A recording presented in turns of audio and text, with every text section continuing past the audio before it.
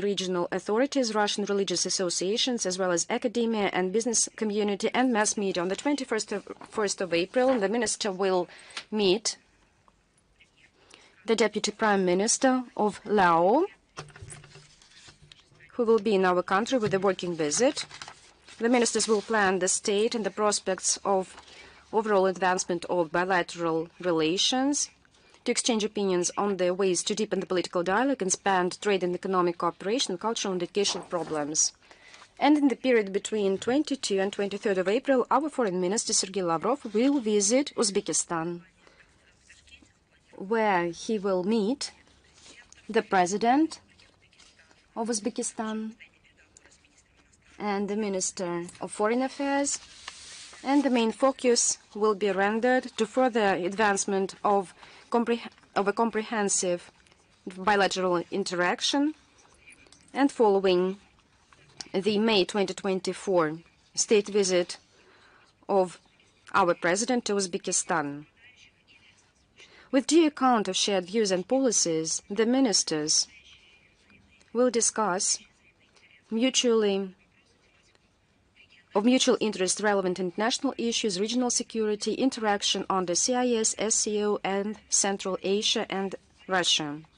On the agenda are also the processes of Eurasian integration with a due taking into account the status of observers of Uzbekistan in EEU. One of the important topics of negotiations will be preparations to the 80th anniversary of victory in the Great Patriotic War. The minister will visit the memorial site, Park of Victory, in Tashkent. And among key events of the program, Sergei Lavrov will address to the faculty and students of the University of World Economy and Diplomacy to the Minister of Foreign Affairs of Uzbekistan. The visit of the Minister of Foreign Affairs of Russia is expected to boost further range of the Russia-Uzbek relations, joint work, and the coordinating role of our foreign ministers in this area. Let us switch to the relevant international issue, the situation in Ukraine. Once again, we can state non-compliance of the Kyiv on the 30-day ceasefire to attack the energy infrastructure. As you know, and you see it from the mass media, the Kyiv regime continues to openly ignore the agreed between the President of Russia and the United States, and supported, by the way, by Zelenskyy, a 30-day ceasefire on attacks on energy infrastructures. Almost on a daily basis, the Ukrainian army make drones on energy infrastructure. Since they declared the so-called energy truce, about 80 attacks were, on behalf of the Kyiv regime, fixed.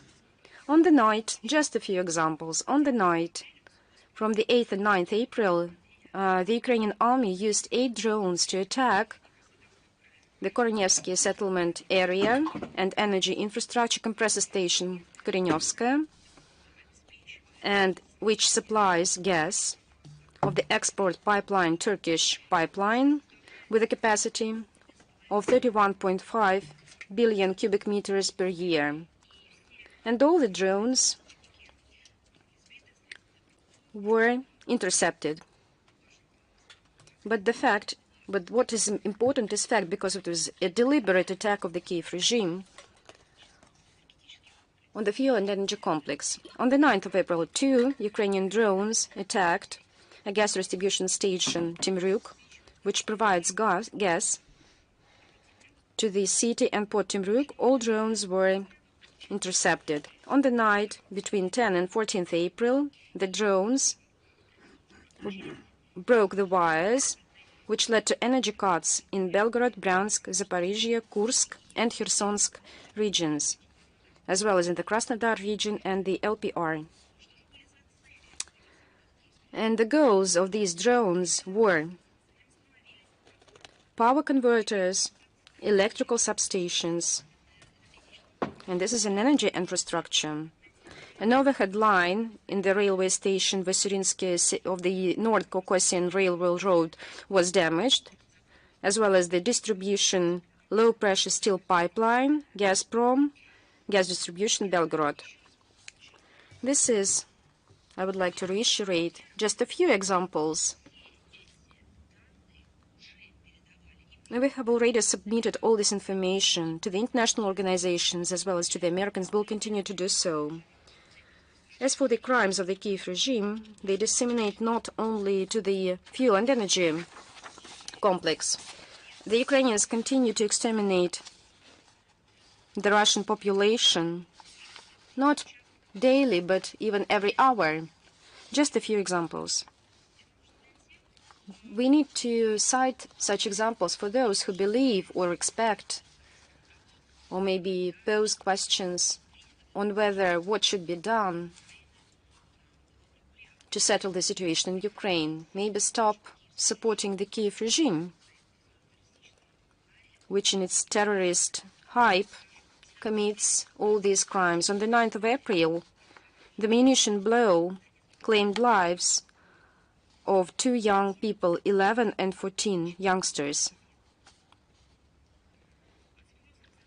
The drone attacked the civilian car in Gorlovka and the residential district in Selidovo on the 10th and 14th April, injuring 2 civilians, and a woman on the 13th of April in the Alexandrova settlement. The same day, the HIMARS attacked the Kyiv district of Donetsk, damaging some civilian infrastructure, including boarding school and 2 higher institutions. On the 14th of April, the drones in the settlements of Buzhevka and Giry in Zoltarovka, the Kursk region, claimed lives of 5 civilians. In the Belgorod region, between April 12 and 14, the Ukrainian drones killed truck driver and injuring at least 5 civilians. On the 13th of April, the Ukrainian army shelled with the NATO Vampire MLRS the residential areas of Kamenka, Dneprovskaya region, Tokmak of the Zaporozhsky region. 3 houses were destroyed. The building of administration was damaged, but there were no victims, happily. But this strike was deliberately made on civilian infrastructure. And to put it most simple, on residential areas. On the night of the 15th of April, the Ukrainian Nazis made a suicide drone attack against civilians of Kursk and its outskirts. The strikes were deliberately made on residential areas and social infrastructure. The authorities reported about 24 multiple-story buildings, 3 of them damaged. Out of 9 victims, 6 were taken to hospital and 1 elderly woman died. One of the strikes was made deliberately on the ambulance station, on all those who should render and who should help and treat the wounded. 11 ambulance cars were under this attack and were damaged. All these drones were directed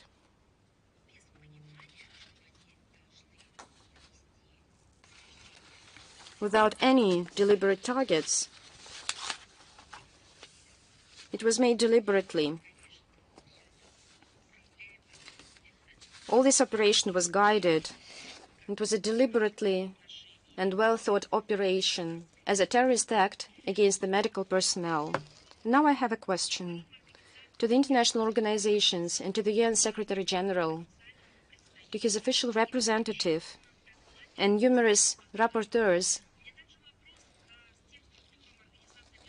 and to the UN agencies who deal, for example, with maternal issues and childhood, protection of socially unprotected people,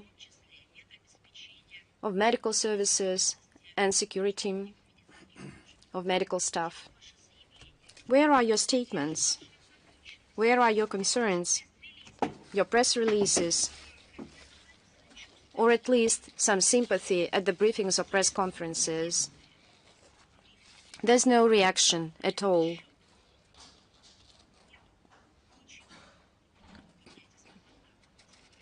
You are badly fulfilling your duties. All these atrocities are being investigated by the Russian law enforcement authorities. In particular, the crimes against the citizens of the Kursk region. The investigative committee continues to investigate into the facts of atrocities by Ukraine and, by the way, by foreign mercenaries of the citizens of Kursk region. In particular, those who survived from the settlement Gueva reported 6 Russians were shot dead during their evacuation. Bombs were released on residential buildings. There was grand looting among Ukrainian army. There were evidences that the Nazi threatened, and this information is a very sensitive one, threatened to rape a mother in the settlement Kazachye Loknya in the eyes of her minor children. Now the circumstances of the death of the 9 citizens of Makhnovka region are being identified. There were found gunshot wounds on the corpses. One of the died was an elderly woman who was just shot in the head. This is just a small part of all the atrocities. All those who are involved in these war crimes will be identified and brought to justice. And let's switch on another tool, a staging of the Kyiv regime. As you remember, over the last days, the so-called collective West raised the public outrage on the 13th of April by the Russian army, a high-precision strike with demolition rockets at a restaurant Magellan, where a meeting of Ukrainian command with participation of the Western instructors took place in Sumy city. All these Western media hyped on this poorly staged propagandistic fake, on the alleged rocket attack who killed women and children. We've made several comments on this topic, but I think that this day and these things must be talked a lot about so that everyone knew about the crimes of the Kyiv regime. As we've said, new facts are being revealed that confirm that it was a deliberate staging. The Ukrainian internet is being filled with memoirs on this occasion, on the military who were eliminated and dead on the 13th of April in Sumy. The local authorities, unwillingly but started to recognize the truth. The mayor of Konotop, Artyom Semenyukhin, blamed the head of the Sumsk region military administration, Vladimir Artyukh, that he organized a gathering of the Ukrainian army, engaging women and children to this event in order to use them as a human shield. Even Zelenskyy henchman, the deputy of the Verkhovna Rada, Madam Bezuglaya, publicly required to figure out who shaped and staged this and who ordered to use the women and children as a human shield for this event to cover the military gathering.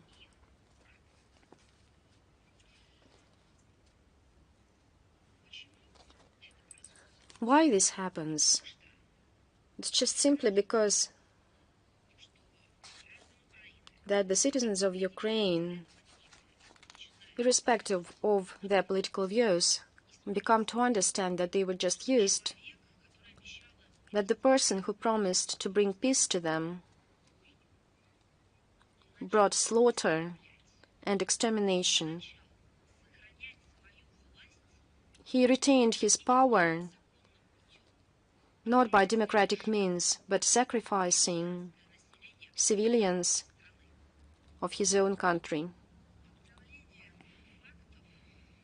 The facts prove, and Zelenskyy was compelled to fire the head of the Sumsky military administration, Mr. Artyukh, de facto reaffirming the charges.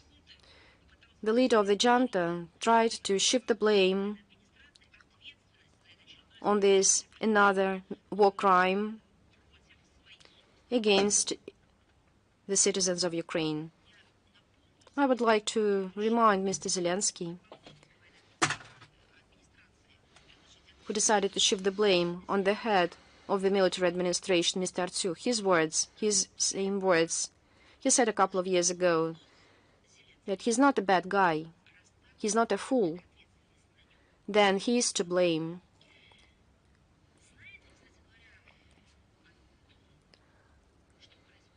Whether Zelensky knows what's being happening in all these dismissals, memoirs of military soldiers, the human shields, whether Antonio Guterres knows about all these events, because just the next day following the attack, and the goals and targets were legitimate, was, and I quote, alarmed by the Sunday missile attack of Russia on Sumy, and he blamed our country, and I quote, on attacking civilians. And right now, when the facts are revealed, equally as the situation in Bucha, when almost in 3 years there was no chance to release the list of all those dead, allegedly dead there. Right now, when there are new facts that this was a staging, I refer to all these stories of the Kyiv regime about deliberate strikes of Russia on civilian infrastructure, on the children and women, when it became obvious and clear, maybe anyone in the Secretariat of the UN can find and be courageous enough to tell the truth. Maybe they'll find the strength to speak up about this. When the AFU attacked peaceful civilians on the Crimean Breach, in the Moscow region and the St. Petersburg, the terrorists of the Security Service of Ukraine blow up Russian journalists, where the UAVs attacked the Moscow Kremlin, when the AFU punitive squad members committed genocide and mass killings in the Kursk region and buried elderly people alive in Ruskoye Porechnoye, all those European peacekeepers were silent. The UN Secretariat just remember it, they diplomatically called for peace. Now when the gathering of militants was destroyed, everyone in unison started blaming Russia. And when they found out that the Kyiv regime, it was the Kyiv regime, the local Ukrainian military administration, made up this human shield to protect this gathering, everybody just lost their minds. That's how the Kyiv regime tried to shield the ghouls with children, and they did it deliberately. And now all the curators and sponsors are trying to cover it up. We also noted the pathetic statements, exclamations, those screams, lamentations, that this strike was conducted on Palm Sunday during a holy day for all Christians, and so on and so forth. Only now the international minority has suddenly become concerned with the situation in Ukraine, with the Orthodox Christians, with the holy sites, only with the Palm Sunday on 2025. And before that, what was happening before that? There have been thousands of cases testifying to the fact that the modern Ukrainian neo-Nazis don't have anything left, holy in them. I would like to dwell upon one more aspect, relations of Ukrainian banderites with the church. We are weekly, during our briefing, pointing attention of the public and the international organizations, and we are talking about this every day, how the neo-Nazis are damaging and desecrating temples, how they are persecuting clergymen, desecrating holy sites and remains of saints. And what about the West, which has suddenly remembered about the Palm Sunday, the holiday for all Orthodox parishioners. Did they only just feel this attack against the sentiments of religious people? No, they've just been criminally silent during all those years. The relevant human rights institutions and mechanisms are also silent. The High Commissioner's Office on Human Rights and the Special Rapporteur on Human Rights regarding freedom of religion and convictions, the ODHR and the personal representative of the current chairperson of the OSCE on fighting intolerance and discrimination are all silent. Such appeasement of Kyiv neo-Nazis who are capturing Orthodox temples, who are persecuting the parishioners up to being physically, up to physical actions against them, attacking clergymen, and this is all being ignored by the West. The Russian side is gathering facts and publishing the corresponding reports. There have been 2 such reports on the illegal actions of the Kyiv regime in regards to the Ukrainian Orthodox Church and its clergymen and parishioners. This report was published by the Minister of Foreign Affairs of Russia in July 2023. And in January 2025, we had the second such report, and the links will be provided in the text version of today's briefing. The reports are available in English language. They have been shared with international organizations. I haven't seen any reaction, any true reaction of international institutions to those reports. Perhaps everyone who have only just remembered the Palm Sunday occasion could find a couple hours to familiarize themselves with those reports. They have been written precisely on the basis of facts. All those crimes of neo-Nazis will be investigated and prosecuted. The Russian courts are continuing to sentence Ukrainian neo-Nazis and mercenaries for war crimes and other types of crimes. The commander of an engineering and sapper detachment of the AFU Marine detachment, Oleg Zavaletsky, was sentenced to 24.5 years for massacring a civilian in March 2022.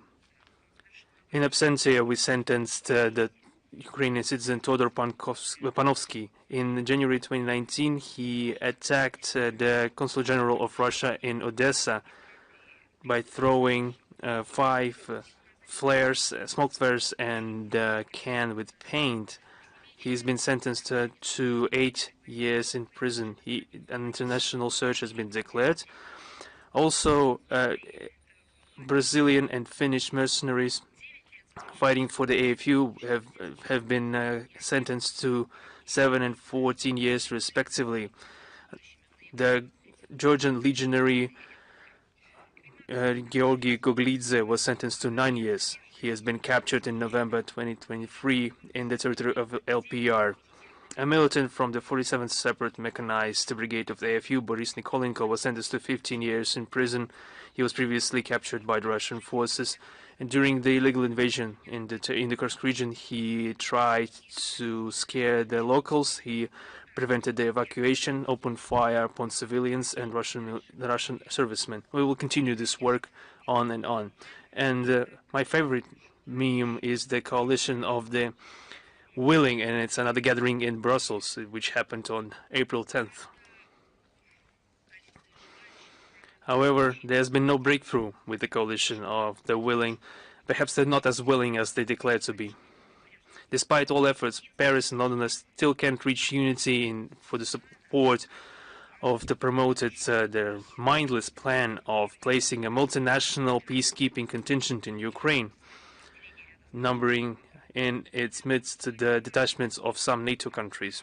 According to information of the media, this escapade, which is wrought with a direct confrontation with Russia, is perhaps only attractive to such Russophobic countries as the Baltic states are. Some states perhaps are not even aware of what is being done by those who are in power in the countries. The majority of the coalition members perhaps doubt the realistic outcomes of this military intervention without the support of the United States, and Washington, according to their recent statements, is not really willing to get dragged into such escapades of their allies, because they clearly understand what this could lead to. And now on the Ramstein format, there's been a 27th meeting of the Ramstein format in the headquarters of NATO in Brussels under the British and German chairmanship. This 27th meeting of the contact group on the defense cooperation with Ukraine in the format of Ramstein for the first time happened without the personal presence of the head of the Pentagon. Zelenskyy joined the meeting through video link, and there's been no new and novel decisions taken. The FU's promised 21 billion euros. This number was earlier mentioned in the NATO statements. The London was active in announcing a new package of aid numbering 350 million pounds sterling, including hundreds of thousands UAVs, the radio stations, etc. In 2025, the UK is planning to spend 4.5 billion pounds to aid Kyiv. Berlin is trying to catch up to them. They have shipped 30 additional missiles for Patriot missile systems this year, but Berlin is hesitant to ship the missile platforms themselves. Instead of that, they are ready to ship another Iris-T missile complexes and ship armored vehicles, tanks, munitions, etc. A total of 3 billion euros is prepared to be given to Ukraine. And where will they get the money from? Of course, from the taxpayers' pocket, who are, even without that, are oppressed by the senseless decisions of the both current and former German authorities. The German co-chairs claimed the creation of another meme in preparation, the coalition of possibilities or opportunities. And, it's like a funny joke. There is a coalition of the willing, and there is a coalition of opportunity. This time it concerns the radio combat measures. This coalition will be reuniting 11 countries to ensure the reliability of communication systems in Ukraine and suppression of communications of Russian detachment and the drone protection. This gathering confirmed once again that the Europeans are ready to continue aid to the Kyiv regime, but there's some kind of detachment from the process. There's some hesitancy being felt, and they are clearly unable to act without referring to the United States. They are clearly unable to act independently because they are not ready to be the singular ones responsible for the continuation of the conflict. And also, we have noted the German report regarding the significant negatives of the weapons they have supplied. The deputy military attaché with the German embassy in Kyiv issued a report regarding the analysis of some significant lacks in the weapons and munitions shipped by Berlin to the AFU. Among the key problems, he mentions the difficulty in use, frequent breakdowns, difficult maintenance, the high cost and lack of munitions, lack of spare parts, etc. At the current stage, we see that not a single example of heavy equipment provided by Germany is not completely applicable, completely useful to be actively utilized during intensive combat.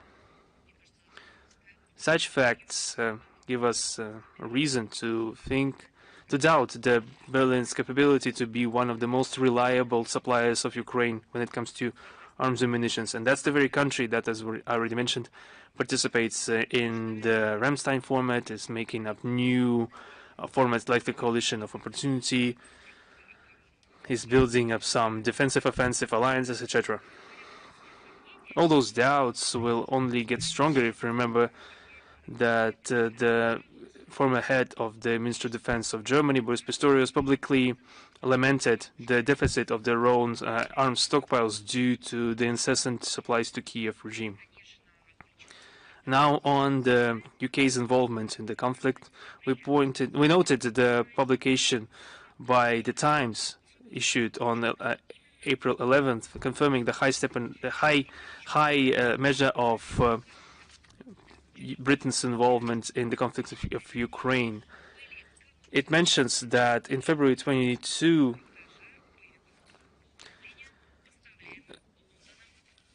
dozens of UK servicemen were sent to Kyiv to instruct the AFU militants to use anti-tank complexes supplied to London. In May 2023, after the storm shadows were given to Kyiv, the British servicemen were transported in secret to Ukraine to help equip planes with those missiles and train Ukrainians to use them. After the failed counteroffensive in 2023, which was named after the then Minister of Defense of the UK, Ben Wallace, we see that this clearly testifies to the fact who was really responsible for the development of military planning and the conducting military operations of Kyiv.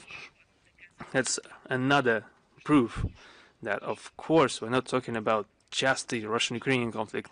We're talking about a hybrid war of the collective West, the NATO countries, the Western minority against our country through Ukraine.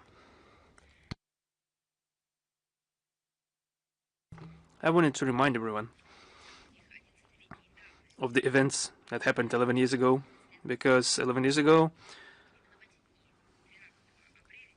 on 13th of April 2014, the Council of National Security of Ukraine adopted a decision on urgent measures to overcome terrorist threats and to preserve the territorial integrity of Ukraine, which was put into force the very next day by the order of the interim president Alexander Turchinov. That was the date where the notorious anti-terrorist operation began. They call it an anti-terrorist operation, but in essence, they just started the civil war on that day. The neo-Nazi regime started fighting their own compatriots, then compatriots in Donbas, who did not accept the government of victors who have captured power, who have gained power in Kyiv as a result of a bloody putsch in Kyiv in February that year, and who have unceremoniously started to eradicate dissent and did the same thing as their predecessors 80 years ago. They started to eradicate all those who couldn't be called first-class citizens. Then this name, anti-terrorist operation, was used exclusively to present the Kyiv regime as the victim of the situation. However, by declaring the anti-terrorist operation, Kyiv decided to start a policy of state terrorism. Besides the constant shellings and bombardments of Donbas, just remember, the region was completely blockaded from the economic, financial, transport, and water standpoint. Since December 2014, the government of Ukraine stopped paying all social dues and transactions to the populations, including pensions and managing banking accounts of the population and the enterprises in the region. They disconnected water supply of cities and villages. And throughout all those years, Russia constantly tried to attract the attention of international public to that, not due to the political reasons, because Russia always supplied humanitarian assistance to the region daily. Remember how they perceived it in the West? I remember it very well. The large convoys of white trucks who started supplying everything that was helping save the civilian population in Donbas, so the food and medicine, and generators to help them power their supply. And the West called it, I remember it very well, they called it an invasion.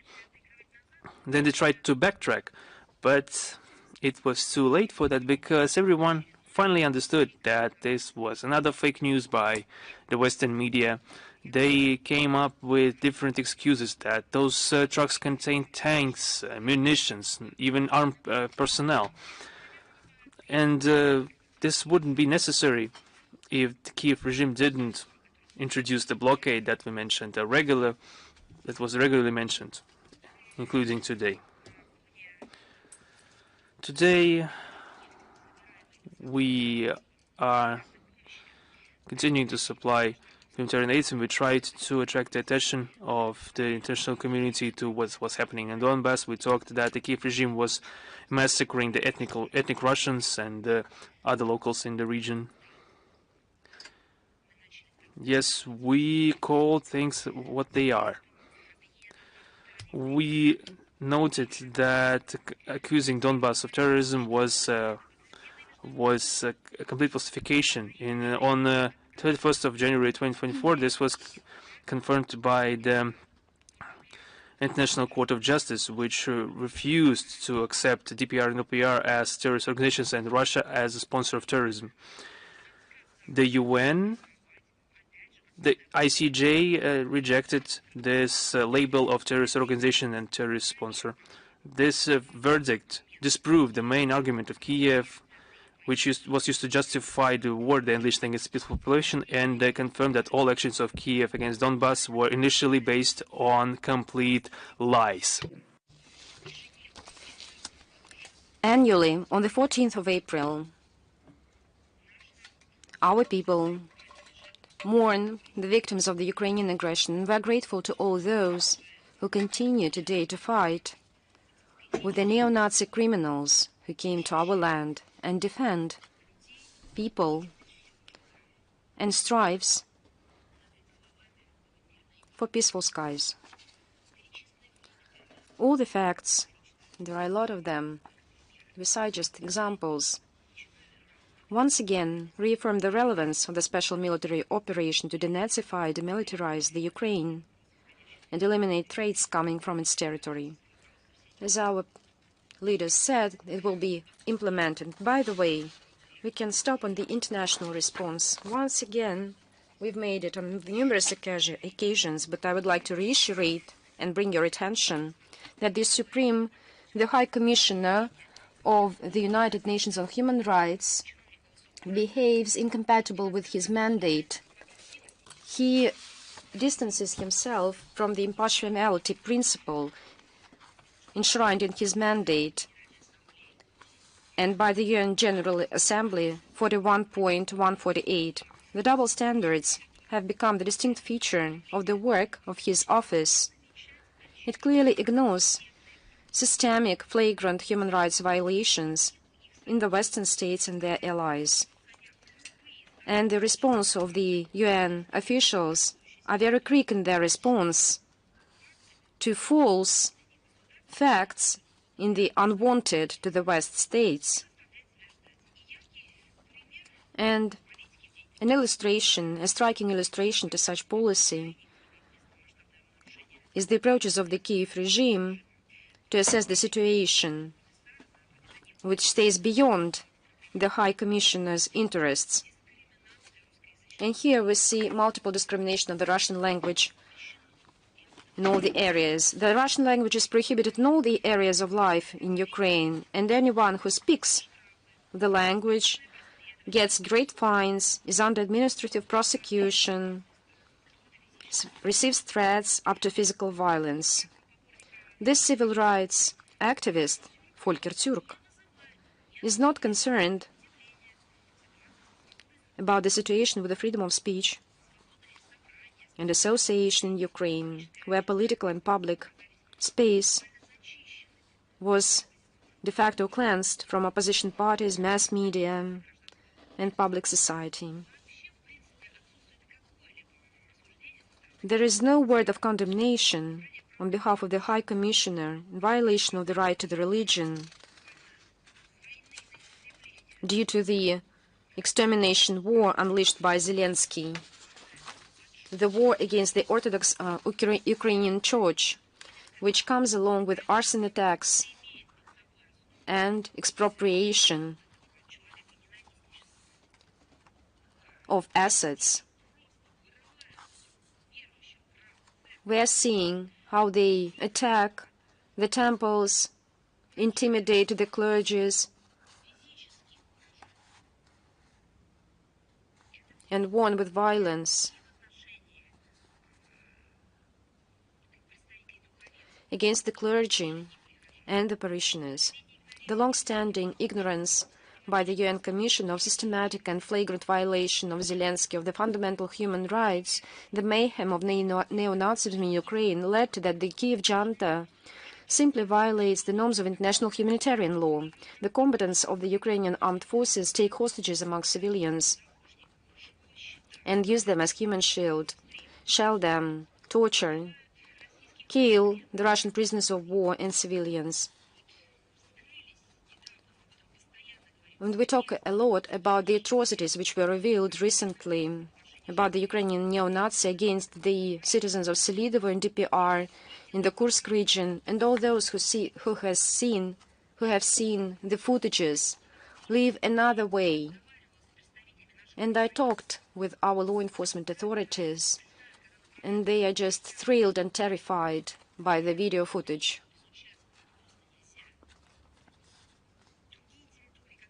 Other territories under the Ukrainian control exemplify other dysfunctions of the office and this tool and instrument of the United Nations.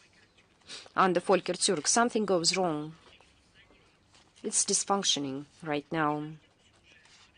I believe there will be no response from the High Commissioner to the death of the Russian journalists.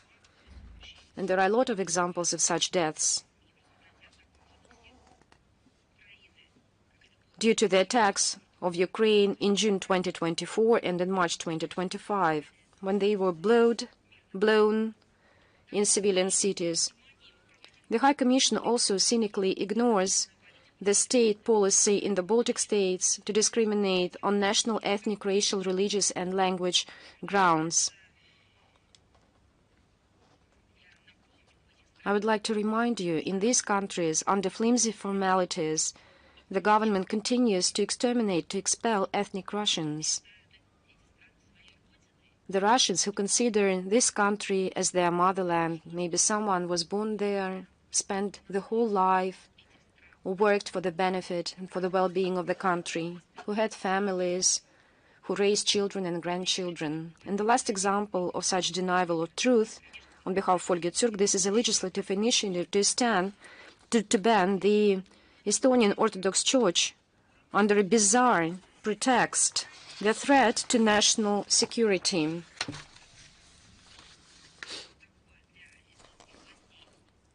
And that's how the Estonian Street Orthodox Church, under connivance of the Office of the Human Rights, such a law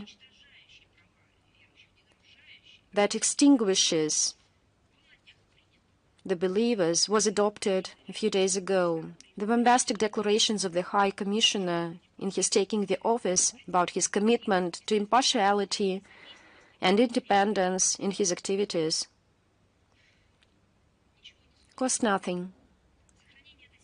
If the situation prevails, it will lead to the loss of trust by the international community to the Institute of the High Commissioner and his office.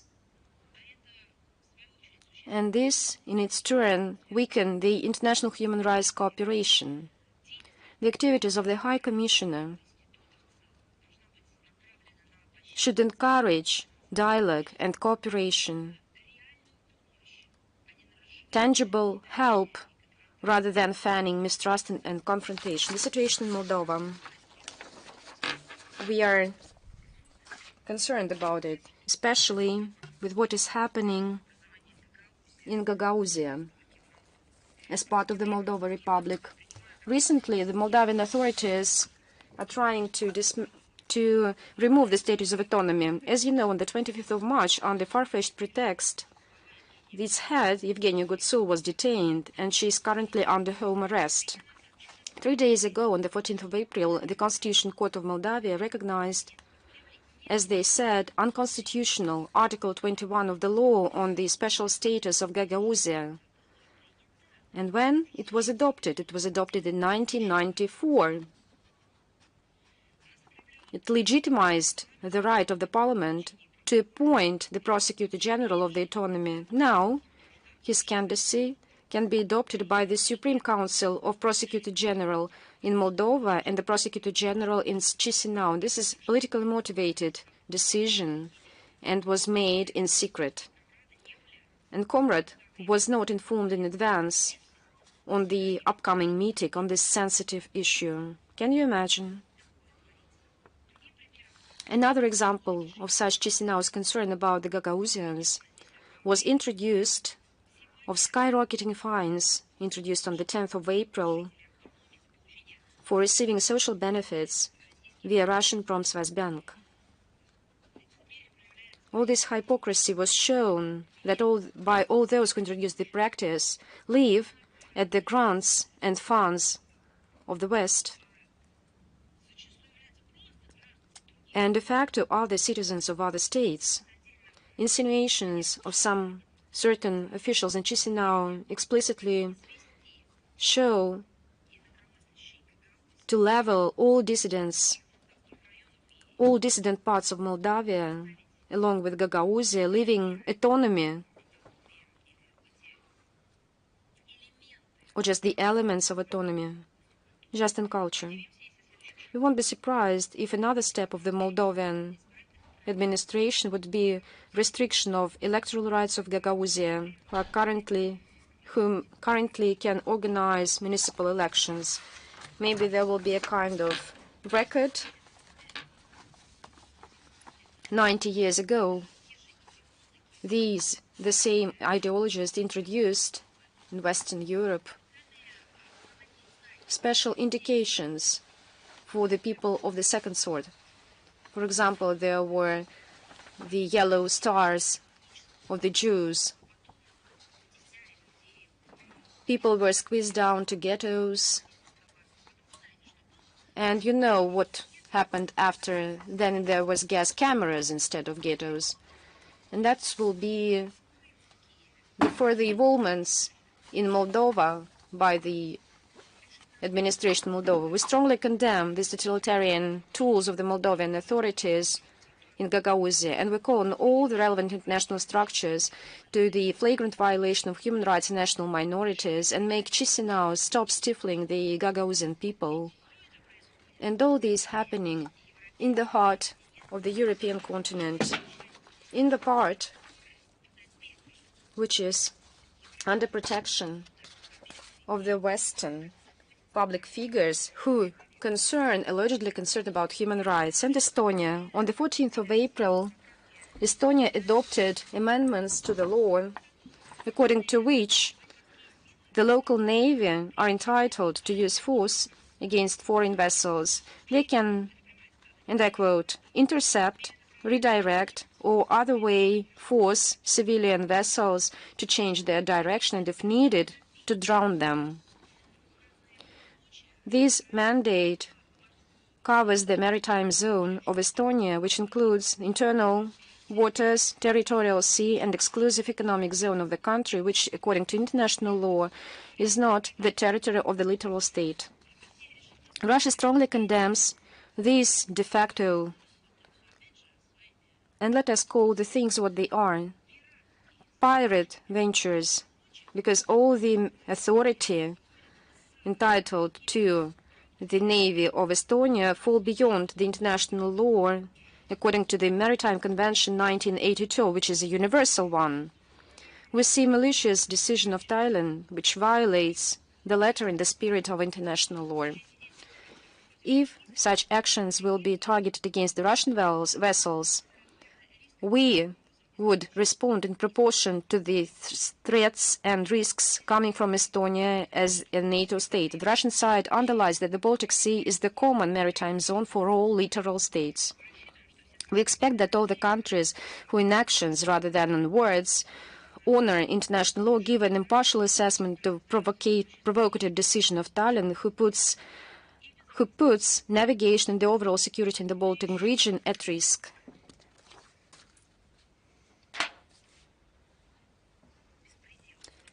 And yet from another atrocities and events in Estonia. Estonia introduced and amended constitutions in order to deprive those who live permanently in Estonia of the right to vote at municipal elections.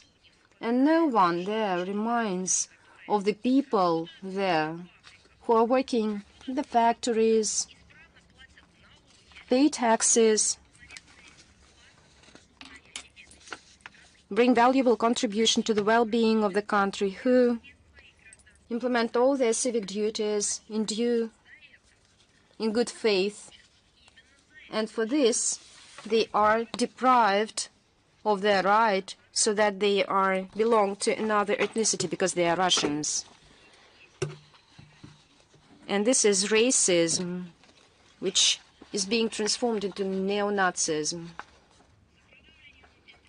Behind this discriminative initiative is the aspiration of the local Russophobes not to deprive the considerate part of the Russian-speaking citizens of Estonia of their legitimate rights and to manipulate and falsify the voting results. The exclusion from the voting electorates of several dozens of thousands will work in favor of the nationalist forces and reduce the level of support by the parties who traditionally support the interests of the Russian-speaking minority. It is worth mentioning that the initiators ignored the urges of the Chancellor of Justice of Estonia to study the repercussions. And why should they do so if there is this nationalist, neo-Nazi frenziness? They did not grasp her finding that there is no connection between national security and local government.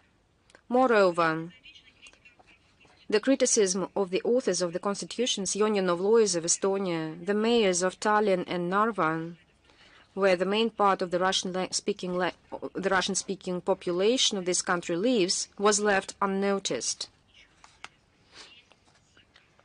There was an order, there was a plan to pursue the Russophobia, and they pursue this plan. With its another malicious step, the Estonian authorities violate all relevant international obligations and human rights, including adopted voluntarily under the United Nations and the OSCE. We will seek the international responsible strongly condemn this racist venture. On the 9th of April, Vienna held the inauguration of BRICS on the basis of UNIDO. The Deputy Minister of Trade and Ministry participate in this meeting, as well as the Director General, Gerd Müller. BRICS representatives also participated in this. This initiative was made by Russia and supported by all the members of the association. It was reflected in the Kazan Declaration of the BRICS Summit in 2024. This center will become a venue for selection and introduction of promising technologies and best practices and increasing human capacity in industry. Its tasks include international technological cooperation, search for partners, exchange of practices, rapprochement of standards, support of small and medium companies that is fully in line with the UNIDO. We expect that the work of the center shall increase interaction among the UNIDO member states and raise additional funds to help practically all the interested states.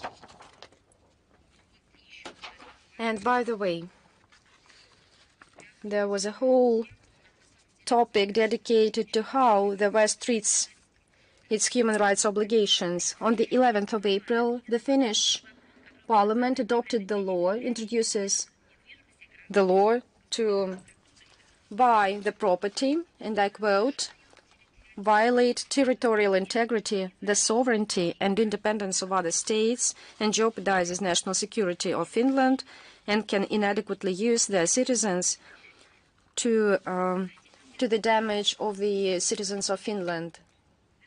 Maybe you know this famous children film for children. How he is called? We can call Washington as a Biden city. Maybe these are Biden's ancestors, or Presidents Bush Jr., who violate territorial integrity. Maybe it's Clinton, under whom many things were done in order to violate territorial integrity. For example, Serbia can tell a lot about this. Whom are you describing? And this is a question to the Finnish parliament. In fact, despite some evidence and evident characteristics by the Finnish citizens who were rolled in this venture, despite all the similarity of these characteristics that are compared to NATO, it's not being done. I'm talking about the list of those who threaten security of this country, and I would like to suggest them to start from the NATO states. Of course, our country and our citizens in this document are not listed, but we are all aware that amid this frenziness, anti-Russia frenziness, whom they are talking about. I think it's obvious to everyone that the officers of the conflict are not shying away from segregation, discrimination, and many tried to ask the question in Finland when the law was being reviewed.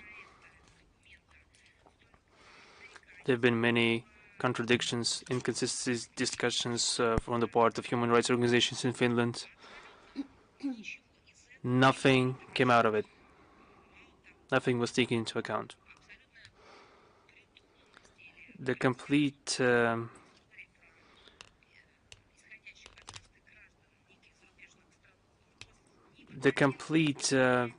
absolute ignoring of the baselessness of those accusations regarding to some part of Indian citizens, nothing could stop them from adopting this heinous document.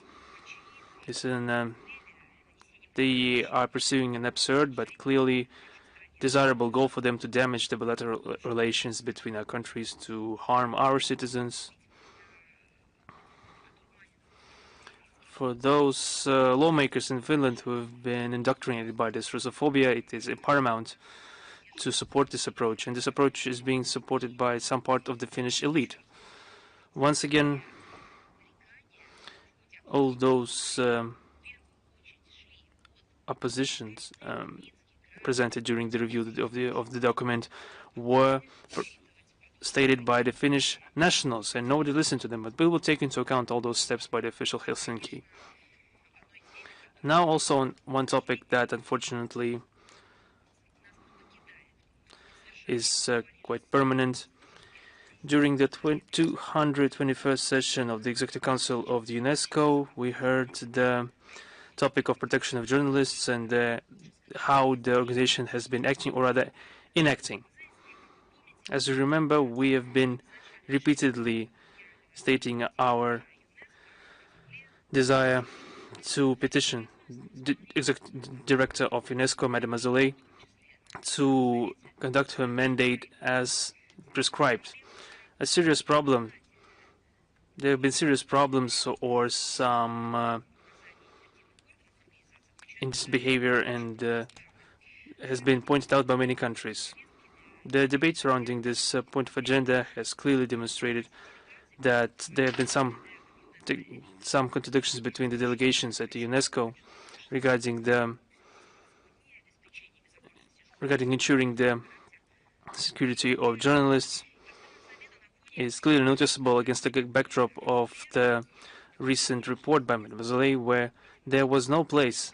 I think they tried to save paper to mention the Russian journalists and staff of the Russian media who died as a result of actions of the Kyiv regime from 2022 to 2023. And many are justly asking why there haven't been any changes since then. And the main claims, the main accusations of those presenting their statements, primarily from the countries of the world majority at the UNESCO, touched upon the intransparent methodologies regarding the collection of data regarding those journalists who have perished, and the priority is still given to the data and opinions emanating from the Western NGOs. And you clearly understand you cannot expect any objective data from those NGOs. And this data should be, perhaps, collected from among the member states of UNESCO. Of course, and NGOs can take part in this process, sure, but primarily information should be provided officially by the member states and not through some paid-for and clearly politically motivated NGOs such as USAID, which has been notorious in paying for fabricated reports by NGOs. To protect this methodology, which is baseless and is not supported by the majority of countries, it's clear that Russia is standing against this this biased approach of Madame Zelenskyy, and which previously there was a clear call to condemn any crimes against media personnel. There needs to be a data bank on all information regarding those journalists who have perished as a result of unlawful actions. Also, we are clearly rejecting this methodology used by UNESCO, and this discrepancy, perhaps some opposition regarding the Executive Council deliberations, resulted in that the document in support of protection of journalists was not adopted through consensus but through voting. And this also testifies to the fact that the conscious politicization and even Ukrainization of the activity of this organization and its secretariat, and personally by the Director General, leads to the undermining of the mechanism of this platform and harms the unity and authority of these organizations and poisons the atmosphere of dialogue on commonly valuable and not privatized issues and challenges of a global agenda.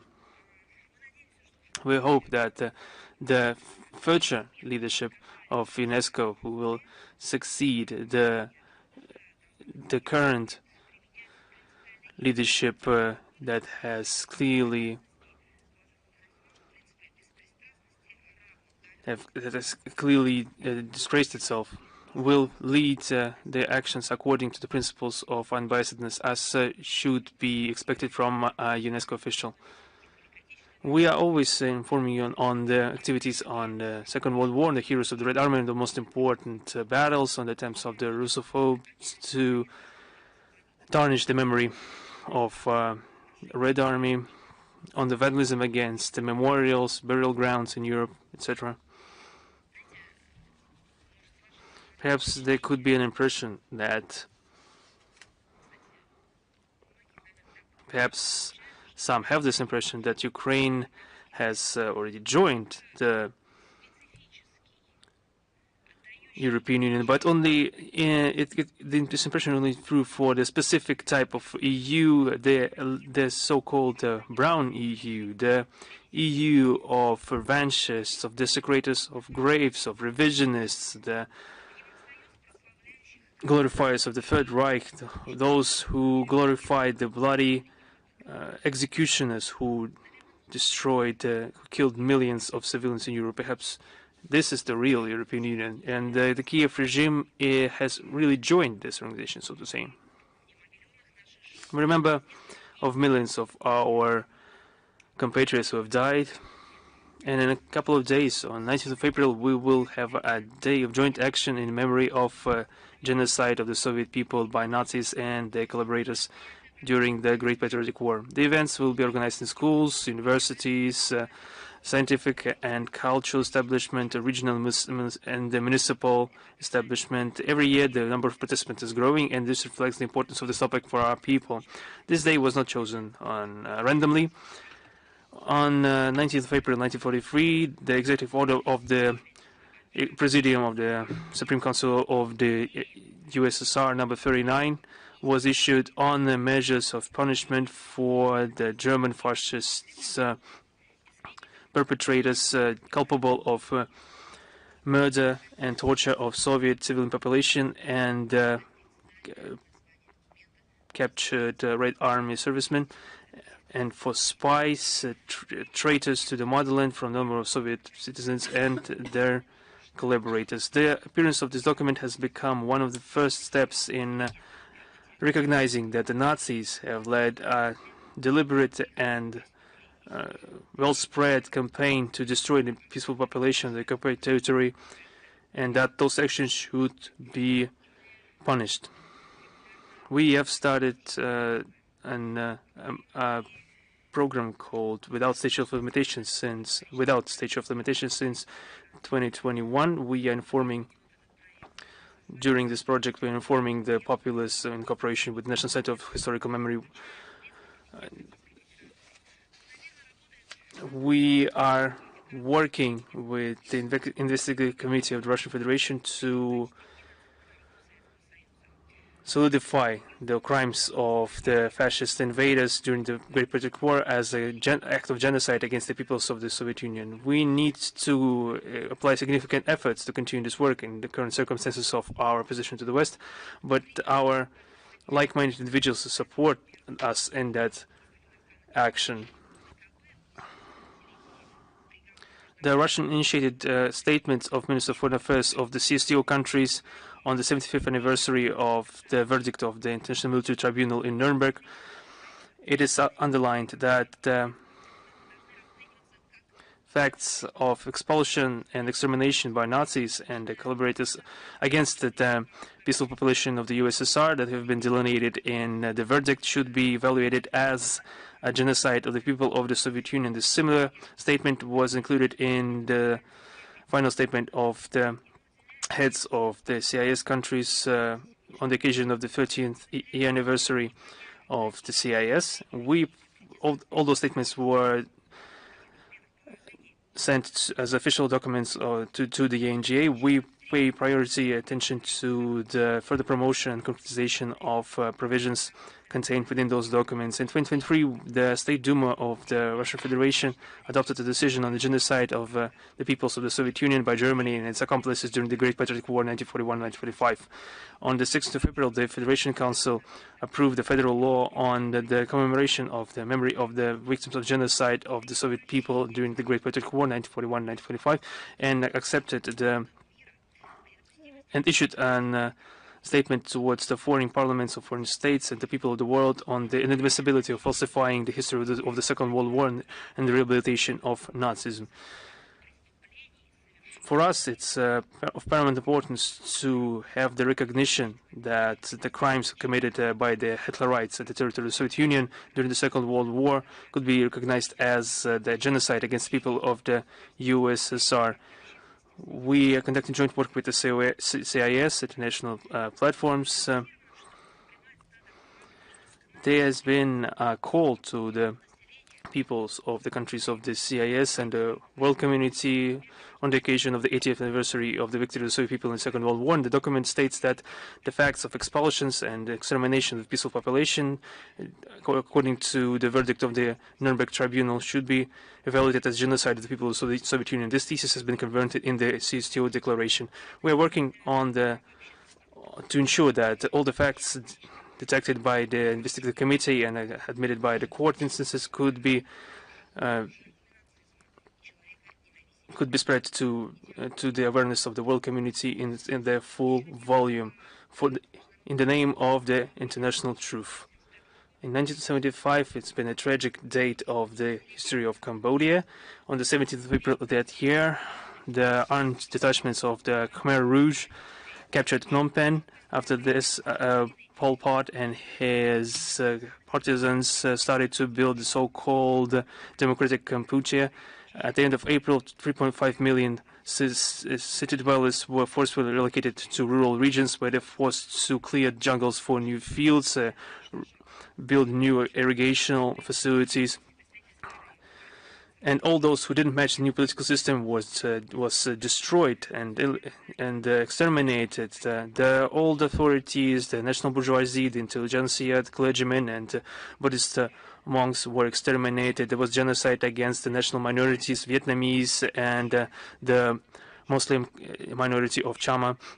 There have been mass executions, starvation, and complete lack of medical aid, and all those, according to the international evaluations, led to the deaths of around 2 million people. After the fall of the regime of Pol Pot in 1979, his partisans, who have continued to dwell in the refugee camps in Thailand, received attention from Washington and its allies and received financial and material aid, but also they received diplomatic support, which led to the fact that up until 1982, the Pol Pot partisans occupied the Cambodian place at the UN.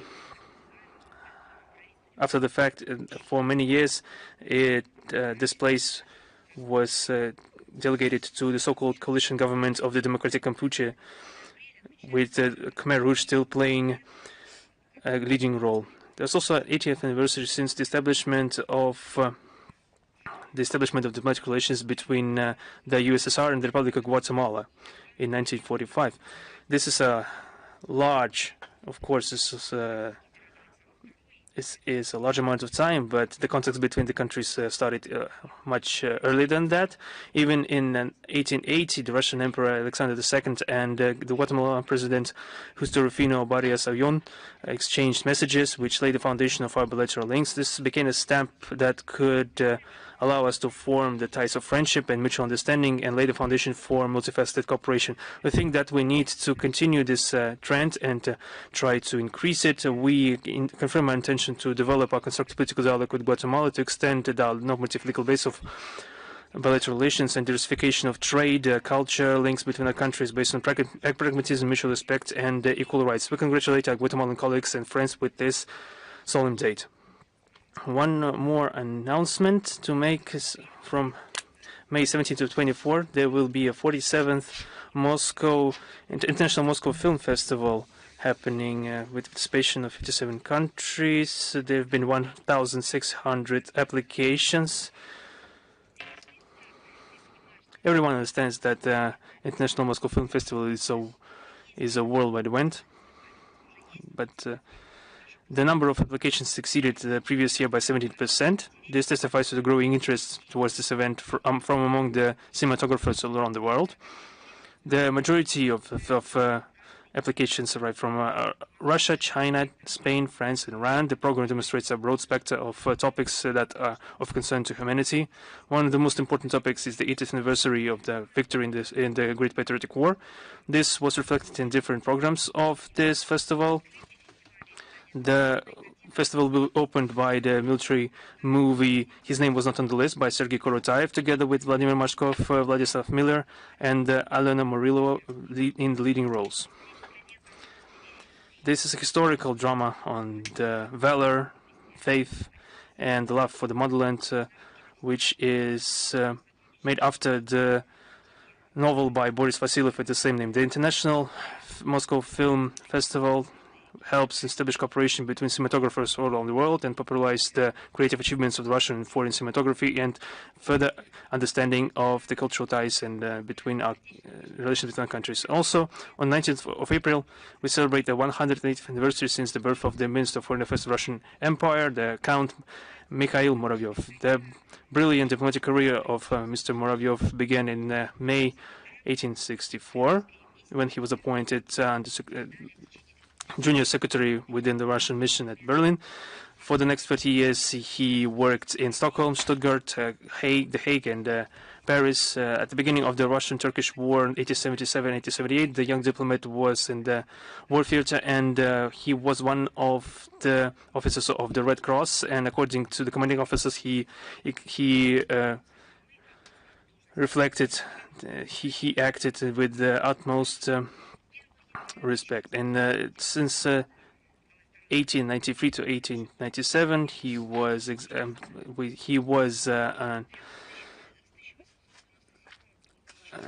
ambassador plenipotentiary extraordinary in Copenhagen. On January 1st, 1987, Nicholas II appointed him as the manager of the Foreign Policy Agency, and 3 months later he was appointed Minister of Foreign Affairs. The period from 1897 through 1900 was reached with events of huge international importance. In 1898, the Russian MFA came up with the initiative to call a conference to decrease the amount of armaments in Europe. There was attempts to improve the direct contacts with Afghanistan, to reinforce Russian positions in Iran, in Turkey.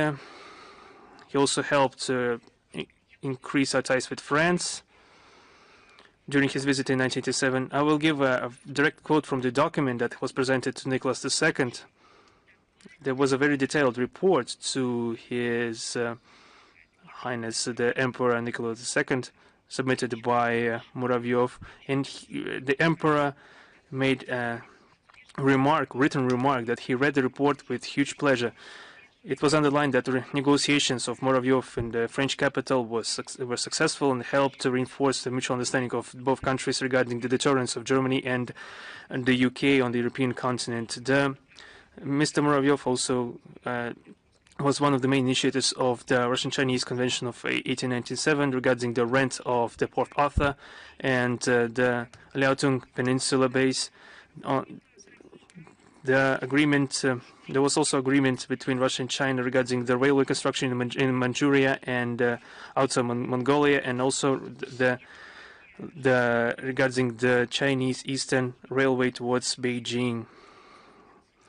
In 1897, we extended our links with other countries. There was official embassy to Abyssinia. The mission in Washington was transformed into an embassy. New consulates were opened in Iran and Morocco. Mr. Muravyov suddenly died on June 21st, 1900 in St. Petersburg. In the MFA documents of that time, it was pointed out that the sudden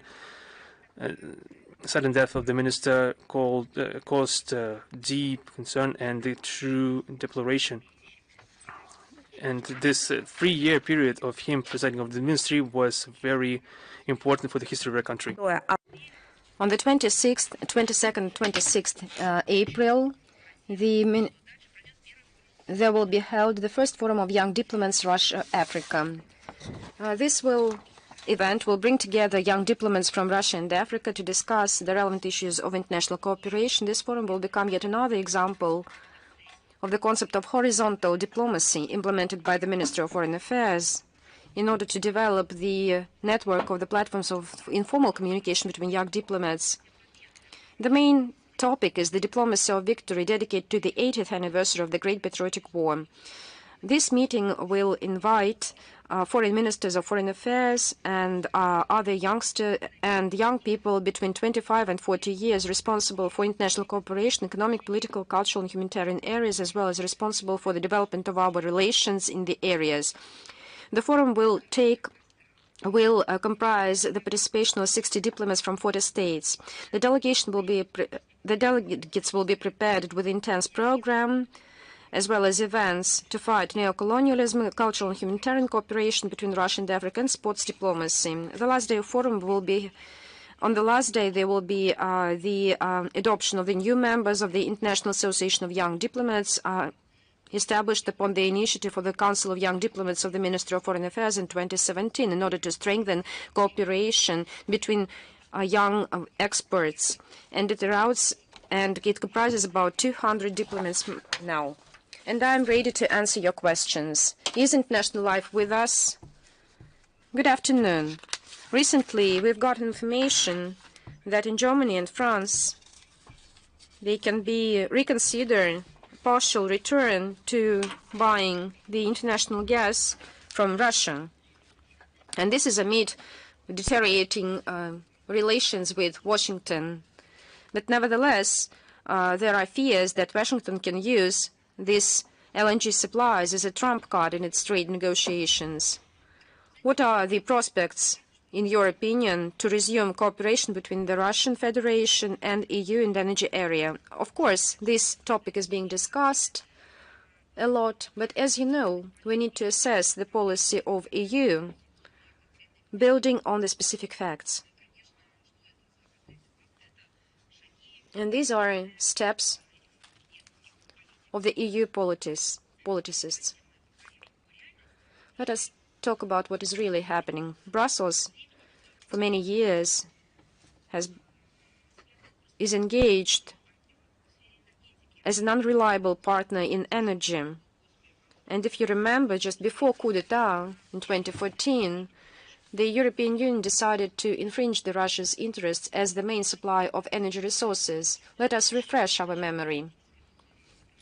Through adopting this discriminatory law, the so-called Third Energy Package, and introduced illegitimate unilateral sanctions that directly affected our fuel and energy infrastructure. And this is just one example. Over the recent years, there have been many prime ministers and many declarations and mechanisms and associations and other officials, anti-Russia gatherings and numerous accusations of Russia, which rendered support, energy support to Europe. Back then they agreed to supply weapons. We've heard a lot. But this is a illogical end of this frenziness was the blow of the Nord Stream, when at first it was blown up and then no one bothered to hold at least any investigation. Some countries withdrew from this investigation process, but Germany remains in it, but utters no word about this. But when Russia suggested holding under the aegis of the UN Secretary General to hold the investigation, the West banned such proposals. So in this regard, in the same line is the ignorance of the attacks of Ukraine on the Russian energy facilities during the agreed ceasefire. These are just facts, and we need to be guided by them. This is the reflection, not just the sentiments, but the root causes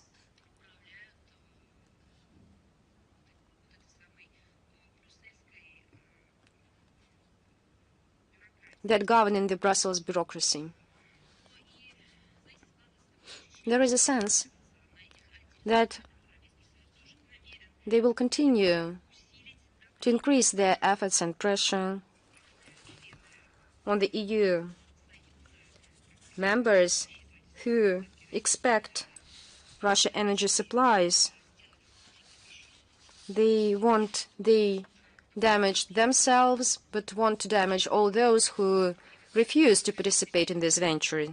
And in this context, the European Commission prepares the roadmap to implement the policy of full denial from Russia energy. There were many documents written in this regard. I think it's about the measures affecting the supplies of pipe and liquefied gas from Russia, and they harm themselves.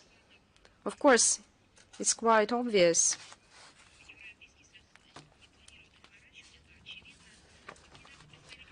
Recently, the European Commission representative Anna-Kaisa Itkinen in Brussels at her briefing said that the European Union is ready to hold talks with the US and other partners in order to replace the Russian gas.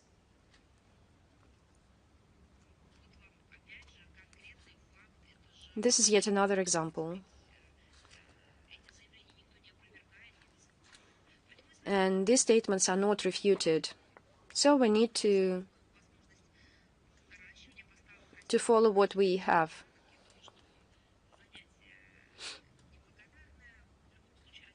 I think Russia has always been a reliable supplier of energy resources.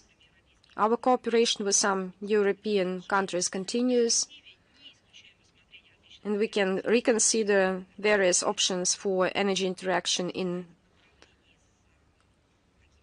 with some certain states, of course, with due account of our economic interests. As our minister said, as soon as they calm down and reconsider their ideology, maybe then we can reflect on this issue from the other perspective. Right now, we need to build on the things we have. And there are no indications that the current leaders of the EU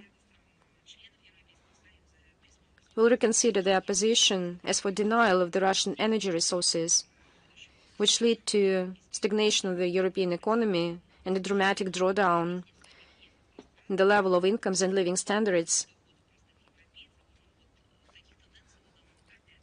We don't see such indications right now.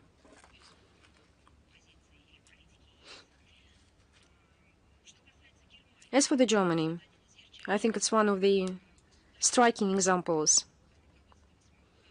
how the government managed to act against its own people amid the initiative and full refusal announced by Olaf Scholz to deny and to refuse the Russian energy. No response to the blow of the Nord Stream, ill-thought closure under pretext of environmental concerns of nuclear power stations and under influence of the new round of transatlantic trade wars. A once prosperous German economy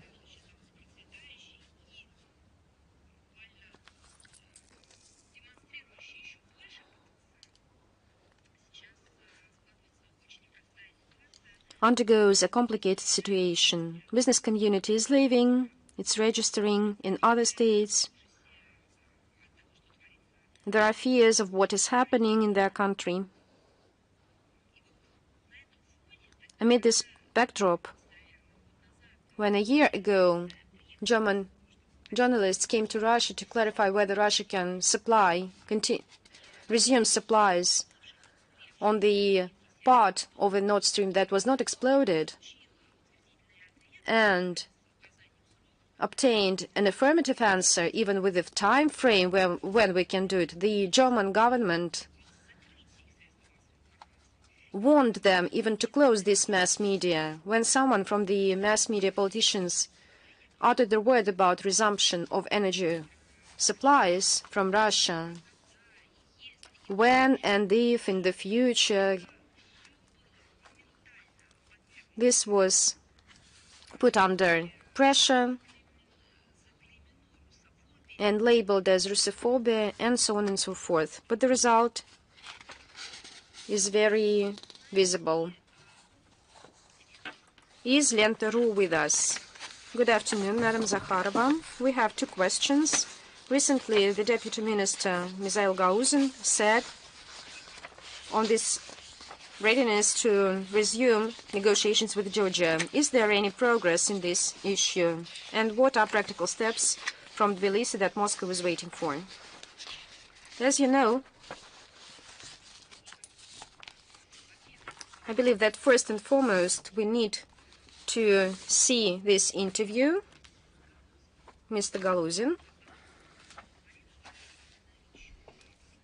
and he looks into it, but I can say that our ministry and our representatives reiterated on numerous occasions that diplomatic relations between Russia and Georgia were interrupted, as you know, not by Russia, but by Saakashvili's regime after aggression against the citizens of South Ossetia, against Russian peacekeepers and our citizens. Now, Saakashvili's regime, exactly for these things, is being harshly criticized by the public. Mr. Saakashvili is in court right now, as you know, under persecutions, but his legacy, unfortunately, remains. Last autumn, during the electoral campaign, there were some sensible and promising declarations and statements made on the need to apologize before the people of South Ossetia, apologies and promises to gain reconciliation. There is such an intent among the Georgian politicians with regard to Abkhazia. We see them as a positive example so that the relations between Georgia and South Ossetia can normalize on the basis of a deep understanding of the current realities. We are ready to comprehensively develop full-scale interactions with Georgia, and we have a great potential for that. And Georgia remains one of the key markets on many areas, for example, in wine industry, in fruit. On the other hand, Russia is a leading supplier of energy and grains to Georgia. Both our countries share a common history, culture, religion, humanitarian ties, all just this human dimension. The current leaders, understanding these close ties between our peoples,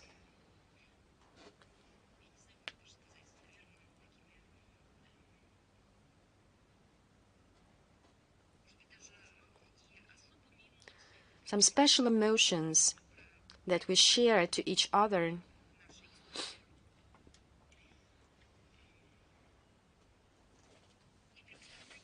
and with understanding of the need to develop a mutually beneficial relation for the benefit of two peoples. As you know, the Russian Federation, with due account of this, has recently decided to make practical steps to restore aviation between Russia and Georgia. The Georgian citizens received a visa-free regime.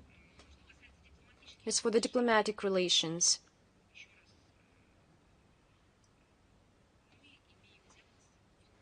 we have to deal with the terrible legacy of the man who was called as a criminal in his own country.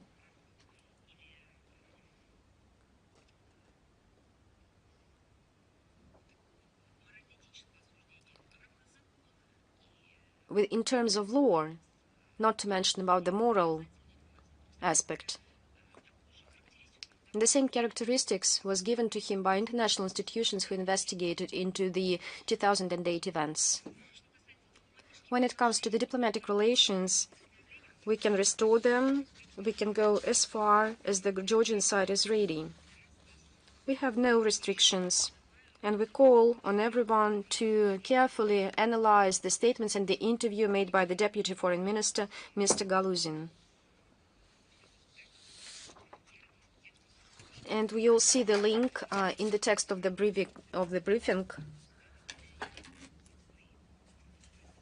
And I was quoting very close to the text. And my second question.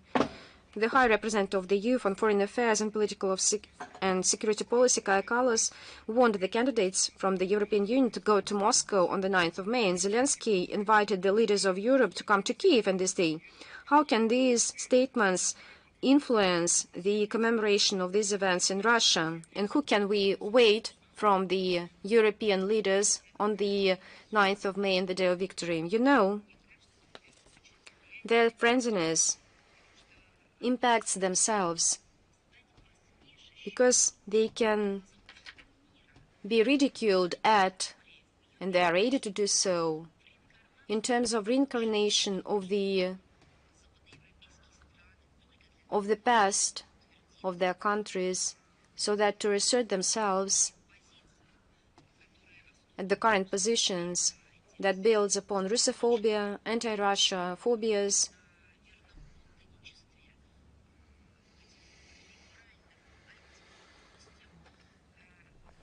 their complicity in neoliberal values, and the overwhelming majority, the countries who were just in the recent past their colonies, the countries that obtained their statehood not long ago in terms of history, ridicule at all those who call themselves as a beautiful garden, because everyone knows the Second World War and the rule about Soviet soldiers and the USSR, the role of the Red Army and its soldiers in the victory over Nazism. And the global majority looks at it with a certain outrage on all those who pursue the values of neo-Nazis and Nazists, who glorify the criminals, the crimes committed by their ancestors, in order to distort the history. And that's the first point. Secondly, this frenziness is characteristic of, is disastrous to them themselves. The second point, we have our own vision on how to hold events in commemoration of the 80th anniversary.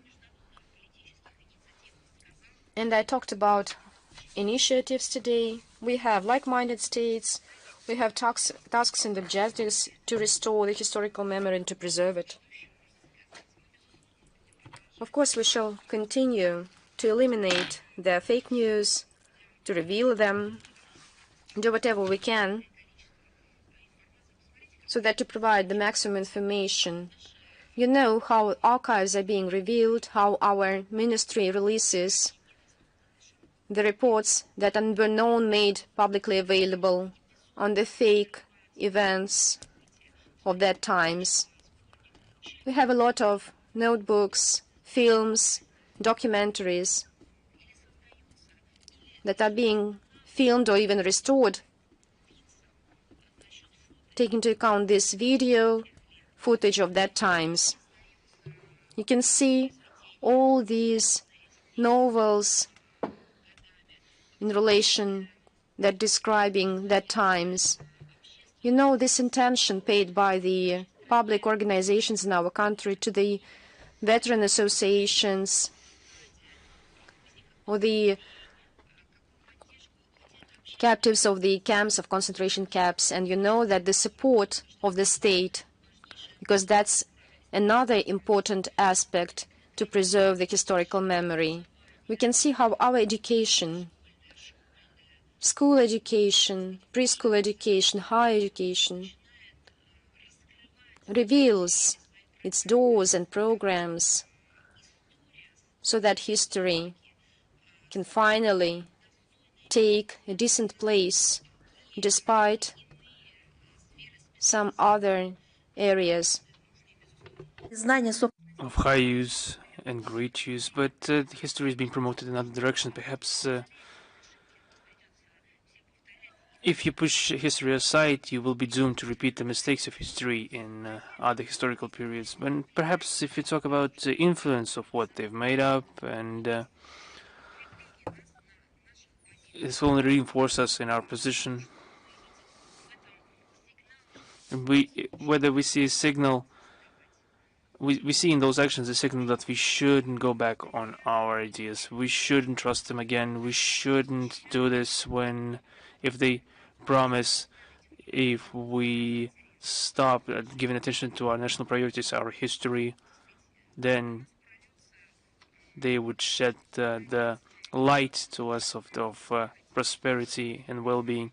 We've already gone through that. We understand that it's not the case. When we give an inch to forget our history, we experience everything on the contrary. We experience a rain of attacks and the flurry of accusations. And in their frenzy regarding the Second World War, if there's any sense in that frenzy, only in reinforcing us on our own positions. And this testifies to the fact that we have chosen the correct path. Thank you very much. Thank you. Is Ria Novosti with us? Yes, good afternoon. Can you hear me? Can you hear? I can see you even better than I can hear you. Yes. If you allow me, Christina Rodriguez from Ria Novosti, I saw you so well that I even recognized you. Thank you. Thank you. That's very good to hear. We have two questions today. The first question concerns the topic that you mentioned today regarding the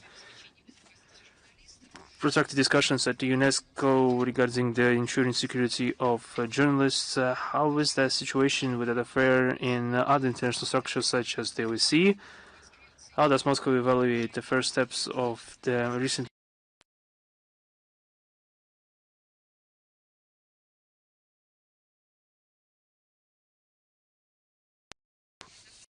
The international platforms have revitalized the activity on the eve of the 3rd of May, the day of the freedom of the press, and there have been many conferences and meetings dedicated to that date.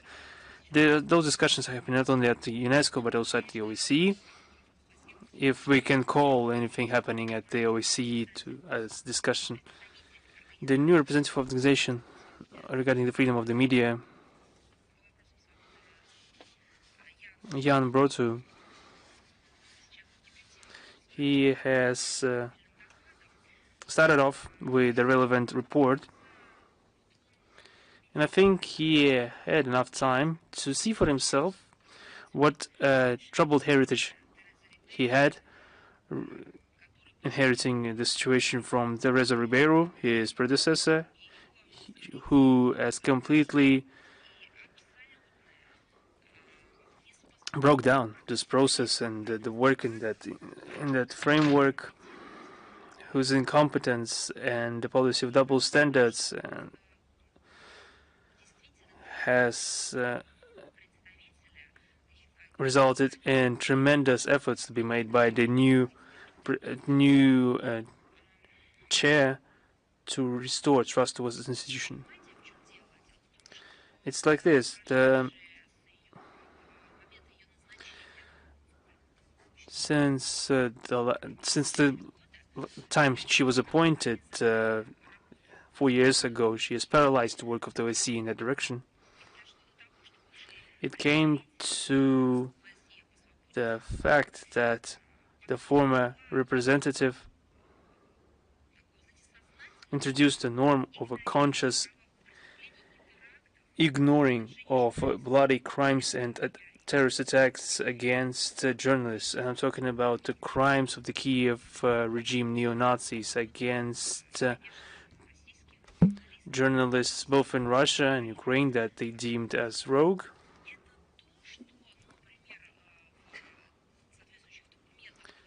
In the corresponding documents of the USAID, the agency that was supposed to deal with international cooperation, this is called strategic silence.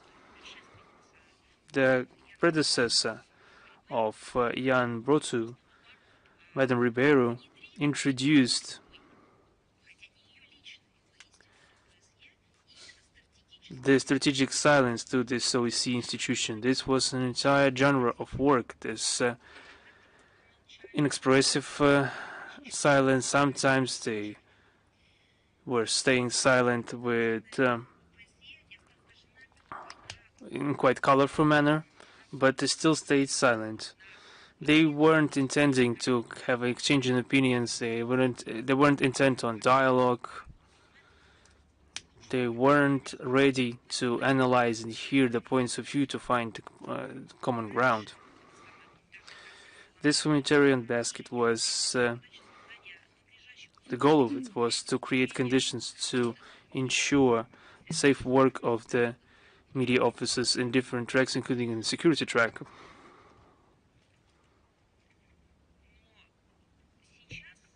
But now, what is left of it? Where are the results? There's nothing of value.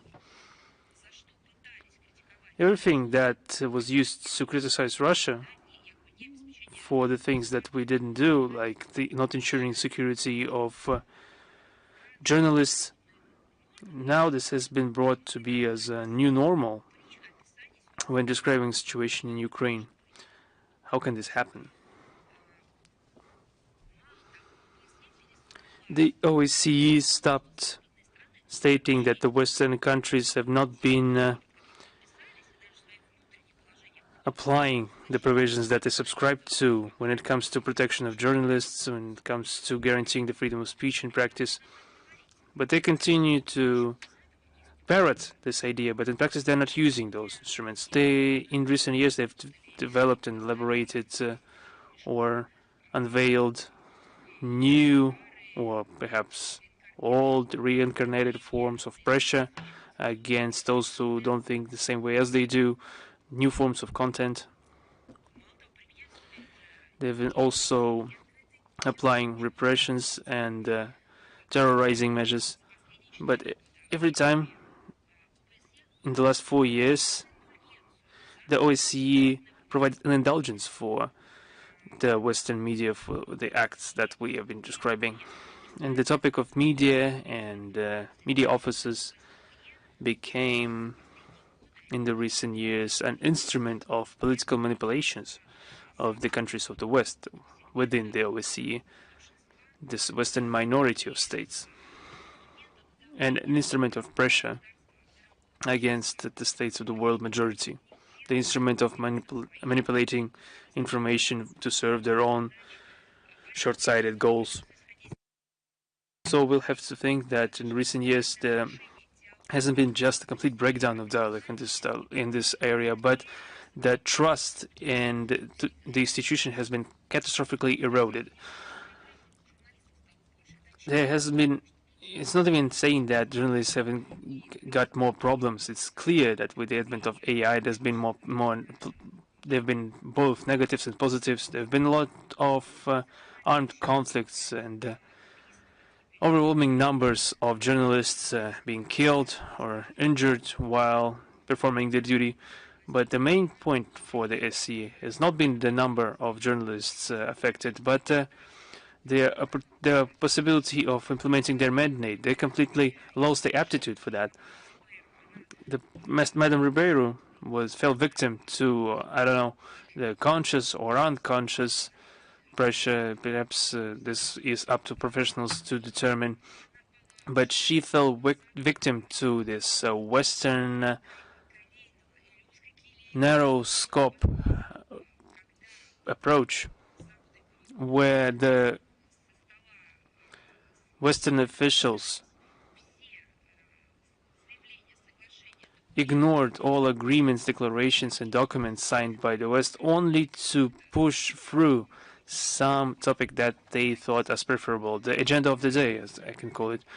She couldn't counter it on her own track. That's why journalists don't even have any trust left towards this institution. I'm not even talking about Russian journalists, but if we listen to the representative of the media from other countries, they neither do they. They don't have any trust. They don't see any added value in this institution, and no value at all in the OSCE institutions. So, if there is a will, at least it was enunciated then, there is a way to, by improving trust, only through meticulous and how do I say it, laudable execution of their commitments in the appointed position. I would even perhaps delineate the criteria that would be necessary to be implemented in the work of the institution of the OSCE representative on the freedom of speech. Clear, honesty, unbiased approach when carrying out their duties, without any political preferences, sympathies, antipathies. I think that's perhaps somewhere close to perhaps the code of conduct of a doctor or a teacher. Thank you. Thank you. And my second question, on the 10th of April, the head of the EU mission in Chisinau, Yanis Mazeiks, claimed that he doesn't preclude Russia's involvement in interference of Russia in the parliamentary elections in Moldova this autumn. How would you comment on that? I think this is some kind of a plague that they have been getting infected with, and before they get cured or until they develop an intellectual immunity to this plague, they will continue to spout this nonsense. If you give evaluations, it's all hypocritical. This is all lies and manipulations, double standards. This is all spreading of fake news, and this is a game for the internal audience to influence the democratic electoral processes. Let me just give an example. On one hand, Russia is accused of influencing electoral process and justice process in Moldova. We are also accused of cyber attacks, misinformation, etc., etc. However, they didn't provide any proof, no facts. Just give some proof as facts proving that we are actually doing something. They are either citing some classified information that they cannot present, or, as was told us by liberal Democrats in the US, everything is in the social media. And a couple of years later, it turned out that they hated social media even more than us, and they started to moderate them. And the interference of Brussels, on the other hand, into the internal affairs of the member states and candidate states is noteworthy, because the EU is clearly demanding the reevaluation of the results of elections. They're not even demanding some political steps from the current authorities. They can just completely cancel the results of elections if they don't like it. And the case in point is Romania, from the same region. It's a complete shocking development, which draws criticism not only from the world majority, but even from the United States, who have claimed that they have never seen such a thing. And even in Moldova, during the elections, there have been some discrepancies, and we saw this a referendum named as such by Madam Sandu. There have been such manipulations. There have been so much discrepancies. But there's still no proof when Russia interferes, as they claim. There's no proof. But when the West is clearly interfering into the processes, there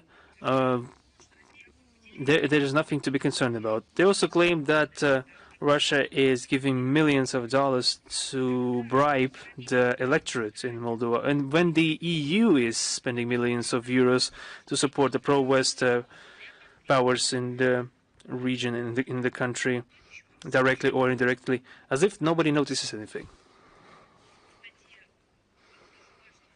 It's also important to see and analyze how is the financing happening, because not everything is conducted through financial support, but it also includes some measures to allegedly under the form of development aid. They're providing loans to Moldova, and this is a burden for the population. Recently, we saw a financial package from the EU amounting to 1.9 billion euros, and 1.5 billion euros out of the sum is credit and loan. And it's as if it doesn't influence the evaluation of efforts of the EU in Moldova as an interference. This is some kind of doubling system. And they claim that Russia is the main threat to the security of Moldova. And they're seriously saying that if Ukraine falls, and there's a fall in Ukraine, the Republic of Moldova will be the next one. It's truly the reflective of their policy. That's what Madame Sando has been doing everything to make that true. And it's the EU which is doing everything in their power to turn it into an anti-Russian base in Europe. They are trying to create a logistical base to supply Kyiv regime, and what they're doing in essence, they are dragging the population of the country into the conflict that is unraveling in the neighboring territories. According to the information circulating in media, Moldova is the second country after Kyiv regarding the amount of aid received from EU. You see this through the European Peace Fund, which is essentially a European war fund, because it's financing the war against Russia. You see it as an example of hypocrisy of the West. Regarding the freedom of speech, Yanis Samazheks himself is positioning himself as a protection of the independence of the press and the civil society. And he should remember how he also affected the strategic silence and didn't object when the Moldovan authorities stopped the broadcast of not one, not 5, not even 10, but 18 TV channels, 3 radio stations, and and blocked around 60 Russian and Russian-speaking Russian language information resources. Perhaps that's not of concern to distinguished representative. Perhaps he didn't even scratch himself when he thought about it. Perhaps that's another matter. There can be no double standards. When it comes to double standards, it means that there are no at all. And we're coming to yet another conclusion. This is a biased position. Mr. Mazhekis voiced the true reasons of the so-called concern in Chisinau in September 2024, before the elections, presidential elections, and this notorious referendum on the accession of the country as a member of the EU. One of the European projects, and he said back then, and we talked about this, the possibility to buy of agricultural lands of Moldova by the Western transnational companies, corporations. As you remember, this just made the news in the mass media in the West. By the way, even local authorities should safeguard the interests of its citizens, but then they put it as if nothing happened. But we know that he voiced the true reasons of his association towards Moldova. And in wrapping up this conclusion, in December 2024, when the Service of Foreign Intelligence of Russia announced and informed that Yanis Mazhekis required the Moldovan authorities under any pretext to bring to justice the leaders of opposition groups that advocate the mutually beneficial dialogue with Russia and dismiss the head of Gagauzia, Yevgenia Gutsul. They don't know what to do with her. In March, as you know, and we spoke about it today, she was detained at the Chisinau airport, and right now she's under home arrest. Now you see the EU democracy in practice. So we need to consider this, and the Moldovans should consider this as well. And I think this is a recognized fact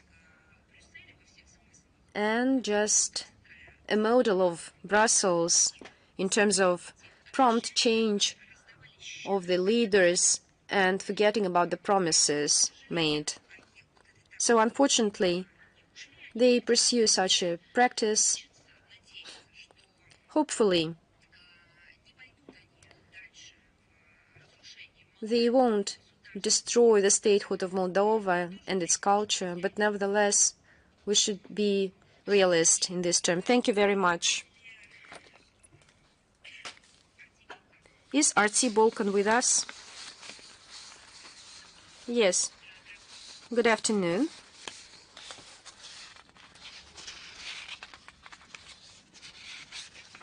I don't hear you. Just a second. Good afternoon. Madam Zakharova, do you hear me? We have two questions today. The first, what are the expectations of Moscow on the new government of Serbia, which after the criticism of the European Union by Alexander Vucic, and my second question will come after my first one. I think that's a good pretext for the representatives of the European Union, including for those whom we talked about them just right now, to resent in terms of interference in domestic affairs of a sovereign state, and I'm talking about Serbia. This is the first point. And secondly, I would like to tell you that the truth that you already know. We will build a mutually beneficial cooperation with this country in the spirit of friendly and partnership relations for the interests of our peoples. But as for the root causes of Brussels' interference in domestic affairs,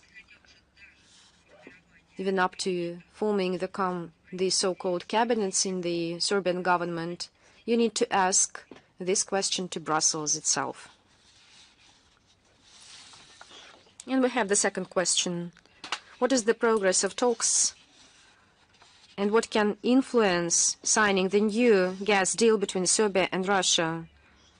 With due account that the current deal expires on the 31st of May. As you know, the new contacts on the contract on supplies of gas to Serbia is being conducted by the competent authorities of the both countries. I can clarify if you give me some list of specific issues, and it will be much easier for everyone to redirect your question to the experts concerned, and we can send you back their response. Thank you very much. Thank you. Is Xinhua with us? Good afternoon, Madam Zakharova. Good afternoon. Xinhua. We have a question. Recently in Beijing held a central meeting on the work with the neighboring countries, with China. It mentioned that in order to build a community with one fate, China is ready to cooperate in various areas. This is the strengthening of strategic mutual trust, establishing the network of interaction, joint ensuring of regional stability, expanded contacts and exchanges, facilitate people's movements, and so on. What is your comment? Do you believe that Russia and China, which are great neighbors to each other, should cooperate so that to maintain peace and development in the region and across the globe? You've had the reason that Russia and China are large neighbors, and I would like to add that the relations between our countries is an iconic model of mutually beneficial, equal, strategic cooperation of great powers in the modern world. I would add responsible international actors. The top leaders of our countries were wise enough and put an end to the once very sensitive issue, border issue, making it in place of eternal, as you say, among your experts and our experts, the place of external peace and friendship handed over from generation to generation. This is a good phrase. I think it contains the real wiseness. The regions of the Far East and the northeast of China share multiple ties of practical cooperation, humanitarian exchanges. And in order to promote such cooperation, the relevant intergovernmental commission was being established and is functioning. Further steps to expand contacts are being manned, including the mutual visits of citizens. Our visa experts also work in this direction. I believe that is cross-border interaction. Russia and China are iconic good neighbors. This does not mean that we don't have any issues that are not to be resolved, but the matter is that we stand ready to resolve them on a mutually beneficial basis. We maintain friendly relations with all our border neighbors and the neighbors that border with China.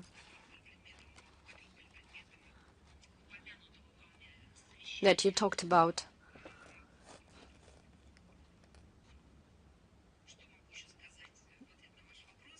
What else can I say?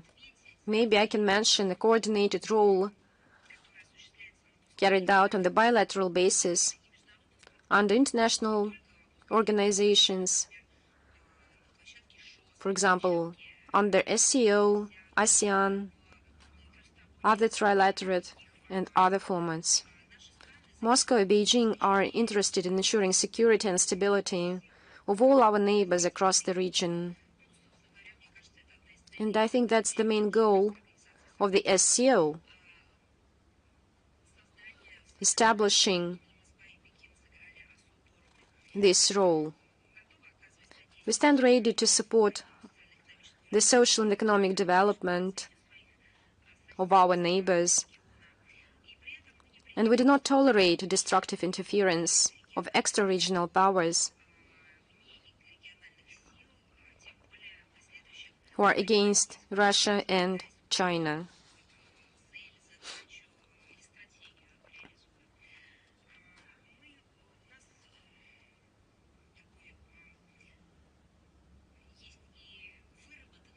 We have elaborated a joint support to the regional issue on a number of areas. I'm not talking about the overall politics, but counteraction to the new challenges and threats. I'm talking about the whole track of issues where we have pragmatic and practical steps. And I believe that there is another important dimension for our cooperation in a more broader way. Cooperation of Moscow and Beijing brings value and consolidates the position of the countries of the global South and East who are tired of the timeless dominance of the West that resembles the eternal neocolonial ideology, that want to have mutually beneficial cooperation, equal cooperation. So I believe that our countries play a significant role in this process, and I believe that much is said about the new multiple world order, and our both states contribute to the formation of a more just global multipolar world order as an alternative to endless dictatorship of a restricted group of states who believe they are exceptionist and dictate their own will on others. Thank you very much. Is Reuters with us? Madam Zakharova, good afternoon. Good afternoon. Reuters is here, and we have a question. You were with us, and right now you are just here. Right here with you. I remember everything, as you know. I would like just to make some novelties. I'm for traditions, as you know. And my question relates to the previous interview of Foreign Minister Sergei Lavrov to Kommersant journal, who said that it is not easy to find a solution, the key and the core areas of Ukrainian settlement Can you please tell us what are the differences, to what extent the United States can recognize the settlement principles voiced by President of Russia, Vladimir Putin, on the 14th of June, and what is the suggestion of the US side? I think you just have a kind of a patchwork question. You started from the root differences. Don't you see our logic?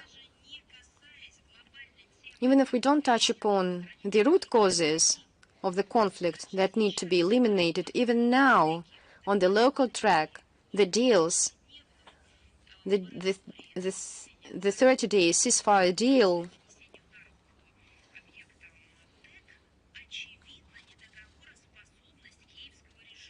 highlights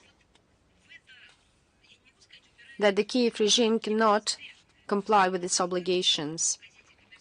And in his interview, our Foreign Minister Sergei Lavrov dwelled into this component.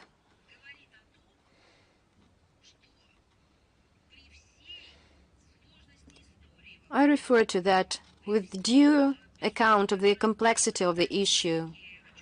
All crazy things that evolved in this dimension, who forged young democracy in Ukraine. But without this key component,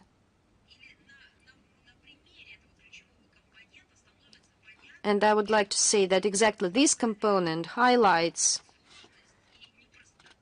the complicated nature of the agreements to be aligned. You are talking about the alignment parameters, but the Kyiv regime that shows it cannot comply with any obligations, and it's just a fact.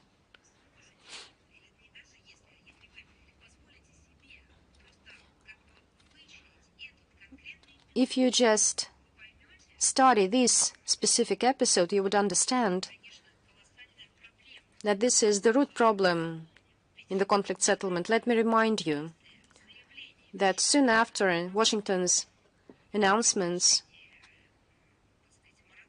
on the ceasefire, Zelenskyy supported this idea, not as a some third proposal, but as a potential, but including his potential involvement. He became a part of this ceasefire regime. But there was no day when they fulfilled their obligations they signed by the person who always insists that he rules everything in Ukraine. They cannot stop hostilities even for 30 days.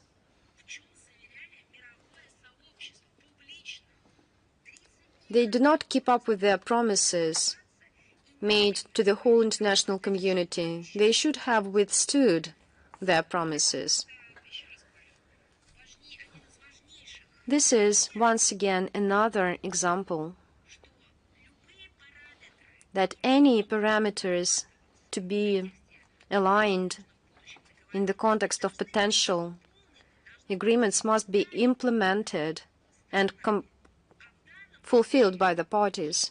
And in this case, the Kyiv regime shows that it cannot fulfill its obligations. Likewise, previously I said that they lied to the international community that they wanted to implement and to comply with the Minsk agreements. But right now they declared themselves to be a party of this ceasefire regime. But at the same time, they continue attacks. Now, as for the second part of your question about Washington, I think that Washington has its official representatives and experts that could speak for the official authority and add something on their behalf, but you should address these questions to them. But to be brief, currently we are dealing with a new administration. This is quite different administration compared to the previous one, which does not build on imposed ideology of globalists or biased experts, which tries, and I follow all their statements, tries to figure out itself in ins and outs, to look into the root causes, so that to shape their own vision on how to resolve the issue. These were statements by the head of the states, by Mr. Trump and his administration, and by all those who were appointed by him as representatives for international contacts in the context of the Ukrainian crisis. I would like to say settlement, but nevertheless it's still a crisis. This will have a long way to go, and be very careful and analyze the facts. We see that the current administration shows its intent to achieve the goal I've mentioned. Naturally, we have a long way to go. We have just made some minor steps. We're talking about some success and inform the public on it. We do not hide the gaps and the weak points we have.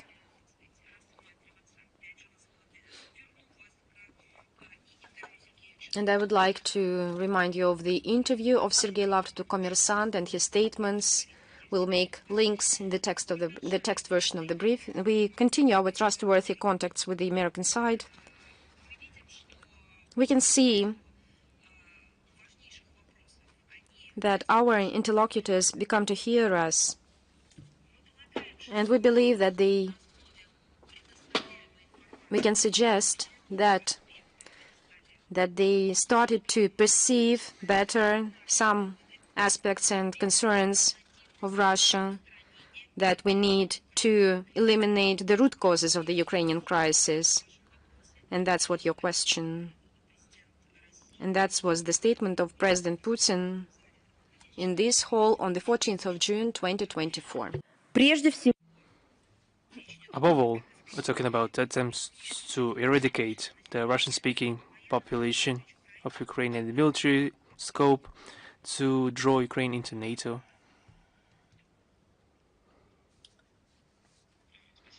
Thank you very much for the response. Thank you.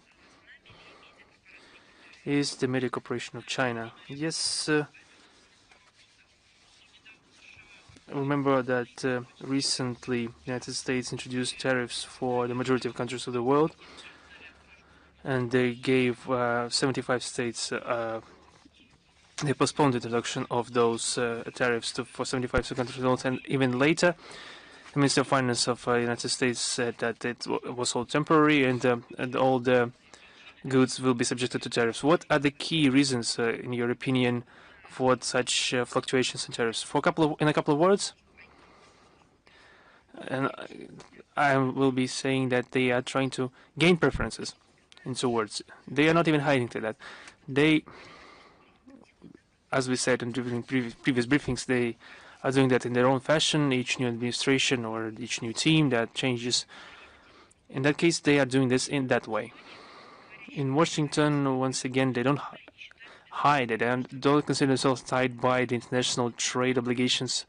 They are not consider themselves bound by trade law. They are not bound by, as they say, the obligations within the WTO. They preferred unilateral tariff protectionism, and due to this protectionism, perhaps they desired to increase access of United States companies to foreign markets and thus gain investments, to shift manufacturing to their own territory. This all emanates from their own statements, and the tariff barrier in essence, is being used by the White House to force trade partners to accept the terms of the United States or to gain preference, as already said. Any turmoil for the world economy that is clearly could lead to the lowering of demand and of development rates is obvious, perhaps to negatively influence the world processes. Russia, as a prominent exporter country and a responsible participant of the multilateral trade system, is interested in honest, open trade relations. Once again, we are standing for honesty and equal competition. It's obvious that the competition can't really be equal, but everyone should be bound by the same rules, since everyone's a participant of a singular space in which you have to have a civilized interaction with each other. And moreover, those rules for this common space have already been elaborated, and no one officially derogated them previously.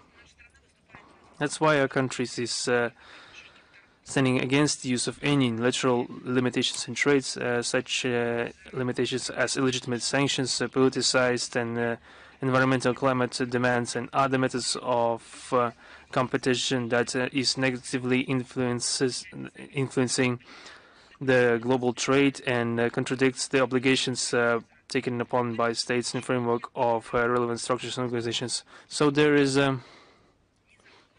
nothing illegal for a country, for example, saying that they would be withdrawing from some international structure in accordance with the existing procedures and rules and obligations. Well, but then one should leave that organization, but preserving preferences of being member of the organization and then claiming that they bear no responsibility or have no obligations towards members of these organizations, and that the country is not bound by any laws or obligations, that would be strange. Either you have a full-fledged membership, which includes both preferences and responsibilities, or you can say that the United States, for example, is no longer a member of the WTO. Thank you. Let's continue. I have a second question. That tomorrow we are starting the 5th Beijing International Film Festival. The Russian movie, The Prophet, the history of Alexander Pushkin, made part of the short list of the program. And what, in your opinion, is the factor in the success of the Chinese film industry in Russia, and how does this cultural exchange influences the film industry and culture in Russia and China? Our cooperation in the area of cinematography is one of the very important facets of the multi-pronged package of bilateral relations between our countries. Our film industry was always appreciated in China, perhaps with some lulls, with some pauses, with some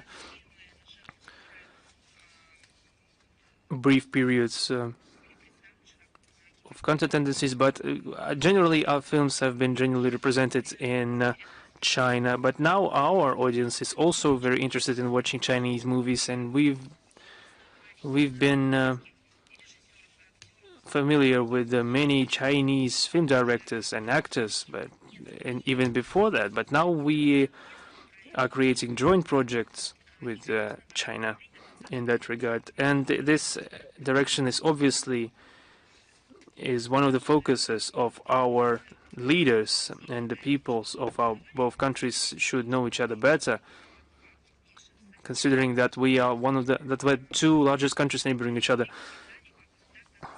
On the sidelines of the BRICS summit in Kazan, the heads of state especially mentioned the questions of the development of joint cinematography production.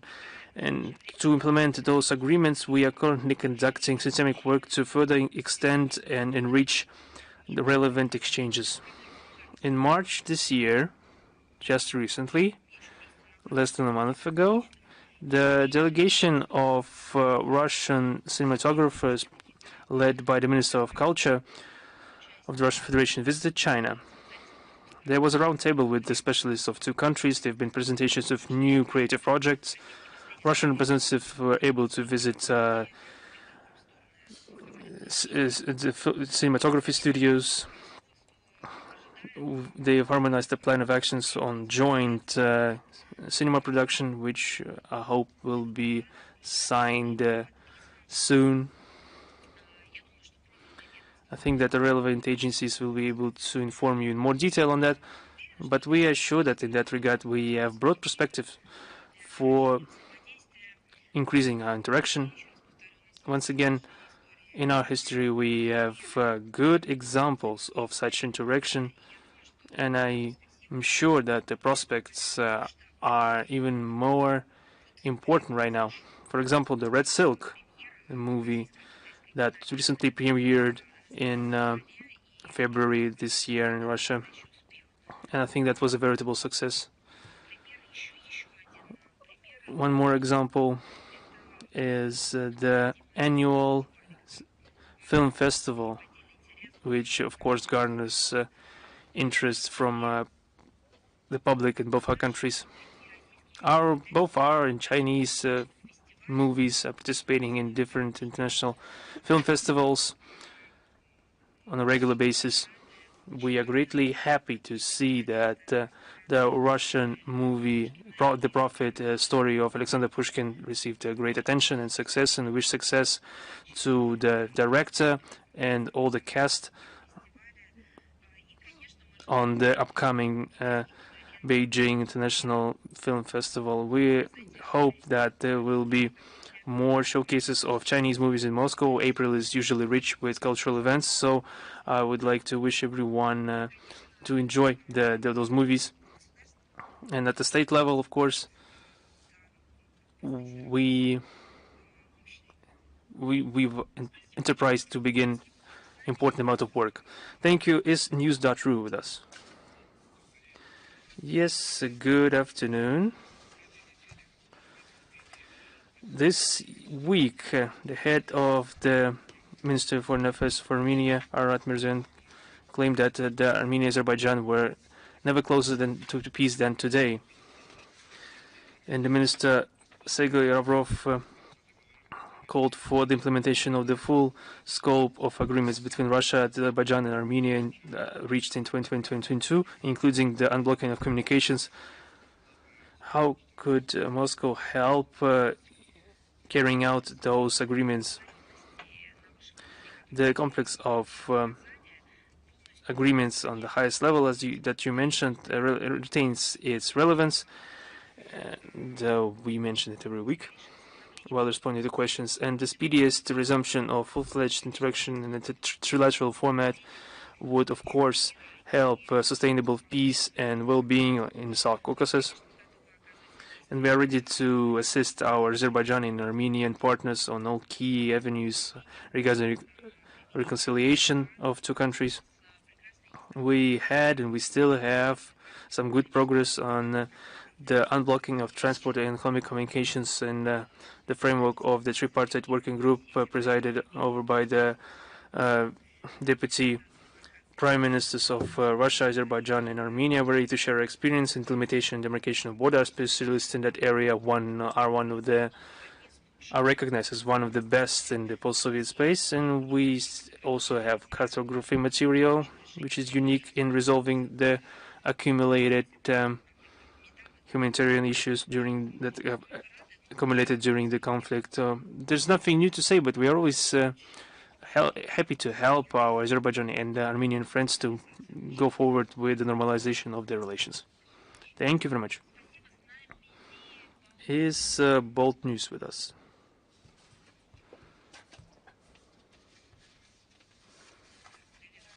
Yes, good afternoon. You already responded well to our question regarding Estonia's intention to sink ships, so that's it for my question. Is Al-Mayadin with us?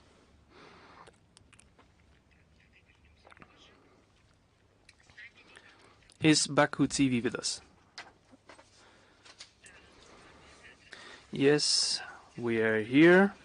Good afternoon. I have one question today that the Prime Minister of Armenia, Nikol Pashinyan, giving a statement in the parliament on Tuesday, called for the dissolution of the Minsk Group of the OSCE, according with the demand of the Azerbaijani side. How does Moscow evaluate the readiness, such readiness from Armenian leader? What do you think is possible to be done to sign the peace treaty as soon as possible? You know, I will just remind you, we've been mentioning this on numerous occasions, that with cessation of communications from the United States and French co-chairs of the Minsk Group in February 22, and with the recognition of Armenia for Karabakh to be an intrinsic part of Azerbaijan Republic as a result of the Armenia-Azerbaijan EU-France summit in Prague on 6 October 2022, and reversal situation on the ground in September 2023, and the mandate of the OSCE approved in the same time. The mandate of the OSCE representative of the Minsk conference has lost its relevance. As a result of this, all the structures of the Minsk conference, the Minsk Group, the group of high-level planning, and the position of the personal representative of the acting chair of the OSCE regarding the Nagorno-Karabakh settlement, this is all subject to dissolution right now. I think that the optimal way to adopt a corresponding decision in that regard is the joint proposition of Baku and Yerevan to eliminate the corresponding institutions. On our side, we are ready to continue assisting our partners in overcoming the remaining obstacles to get the peace treaty signed, and also in the blocking of transport and economic communications, delimitation of the border, and the resolution of the humanitarian issues based on the measures that have been taken previously. Everything that I've already said before.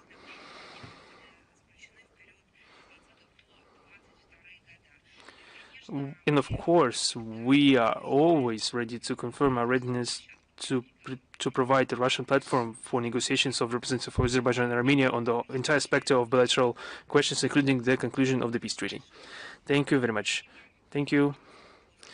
Is Moscow Post with us? Yes. We have one question today, but it's quite large in volume. The head of the delegation of the Russian Federation at the Vienna negotiations on issues of military security and arms control at interim, Yulia Zhanova, mentioned that the Western coalition containing 50 states is completely supporting the Kyiv Nazis. And with that group, it would be very difficult to build constructive relations while discussing at the OSCE forum on the cooperation on security measures. It would, as stated by the head of the delegation. And what is the usefulness of this forum, and how do you evaluate the current process of Helsinki process that was launched during the USSR under the influence of the outcomes of the Second World War? After the dismantlement of the Russia-NATO Council, this forum at the OSCE remained one of the singular channels of multilateral multi-political context between the countries and the collective West. It's very important that the work with the forum is being conducted with the equal participation of all state parties and based off the principle of consensus, which is a key principle for the OSCE. It means that no one can impose an unacceptable decision upon Russia or just ignore our opinion. Last year, the Danish chairpersonship of the forum, with this Russophobic onslaught, tried to violate this principle, but this attempt was thwarted by the Russian Federation. We have to state that the remilitarization of the western part of Europe and this aggressive rhetoric that is being imposed to the popular conscience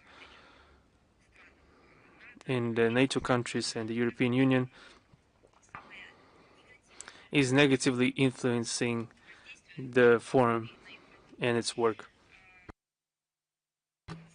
We see how the Westerners are trying in earnest to obstruct the implementation of its mandate. And the mandate, as I remind you, is to ensure security and stability through negotiations on exact measures, confidence-building measures. And in practice, we see that the Western Europe is going into a diametrically opposite direction. Militarization, destruction of trust, breaking up of any mechanisms guaranteeing security. This is a process that leads to an abyss. Other than that, the French, the Canadians, the Poles, the Baltic states, and other radicals are trying to use this forum as a platform to have a hybrid opposition to our country. We are talking about misinformation and different other tricks up their sleeve. We are trying to disavow such approaches. We use this platform to spread truth based on facts, on verifiable information. And in the last 3 years, the OSCE Forum witnessed the publication of around 100 reports regarding the real situation in the area of the special military operation from our side. We also present reports on the war crimes of the Kyiv regime with assistance of Western mentors, including in the Kursk region. We are trying to have them open their eyes and witness the truth, however damaging it would be for them. We see how there is oppression of media sources in the Western countries, even their own proprietary media.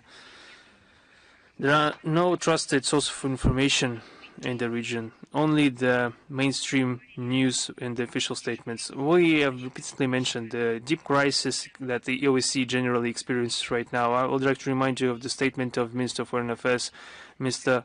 Lavrov, during the Council of Ministers of this organization recently. The current situation in the organization is characterized by the maniacal desire of the Western countries to subject this Vienna platform to their own interest. There is an element of attempts to privatize the pressure instruments. We have seen it all. In the framework of this frenzy idea, of course, the most horrible thing we are witnessing not some political interests and distancing from the OSCE principles and disrespect for the main mechanisms at the core of this organization.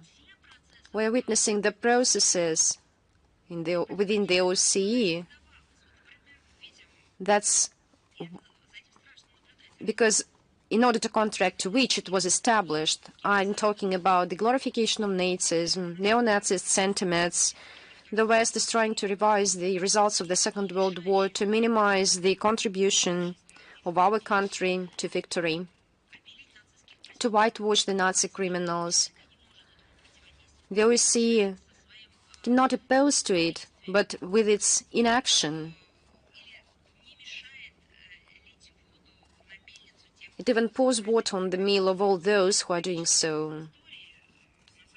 The West decided to forget about the tragic lessons of the history, and unless the NATO and EU countries abandon their geopolitical games, the organization that was established by de facto the victory over Nazism by the Helsinki process, and that's the principle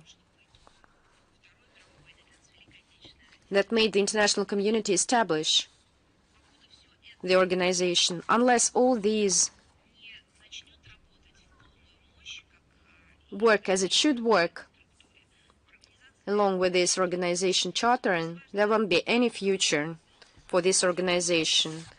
We need to preserve not in the form and the shape of this organization, but I'm talking of the terms and the content and the functions of this organization. Is Vestnik Kavkaza with us? Good afternoon, Madam Zakharova.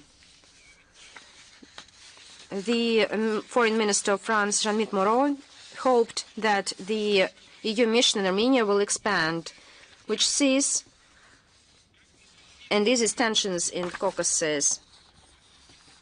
What is Russia's attitude towards the French mission in Armenia? We've talked about this as well. There are all concerns to say that the French are interested in maintaining regional tensions in order to achieve their own geopolitical goals. We are not deluding ourselves as for we are being assured of good intentions of Paris in the Caucasus. And this trip has nothing to do with the process of de-escalation or normalization of peace building or peacekeeping process. We have seen the attempts of Paris to enforce mediation efforts in order, so through aggravation of the Armenia-Azerbaijan conflict. It's the French who are responsible for the undermining the work and dismantling of the OSCE mission. What is the main goal? We are quite aware of it. It has nothing to do with the tasks to normalize the situation between Yerevan and Baku.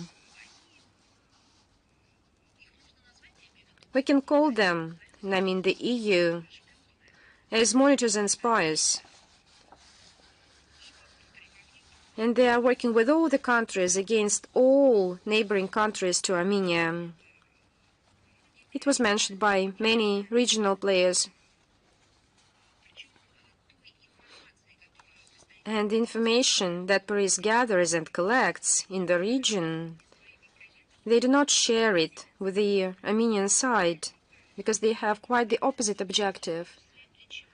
They submit all this information directly to Brussels so that Brussels could consolidate its position in the former area of influence of the Soviet Union. As we know that EU and France are planning to extend its mandate in order to, by all means, to consolidate its stance in the South Caucasus,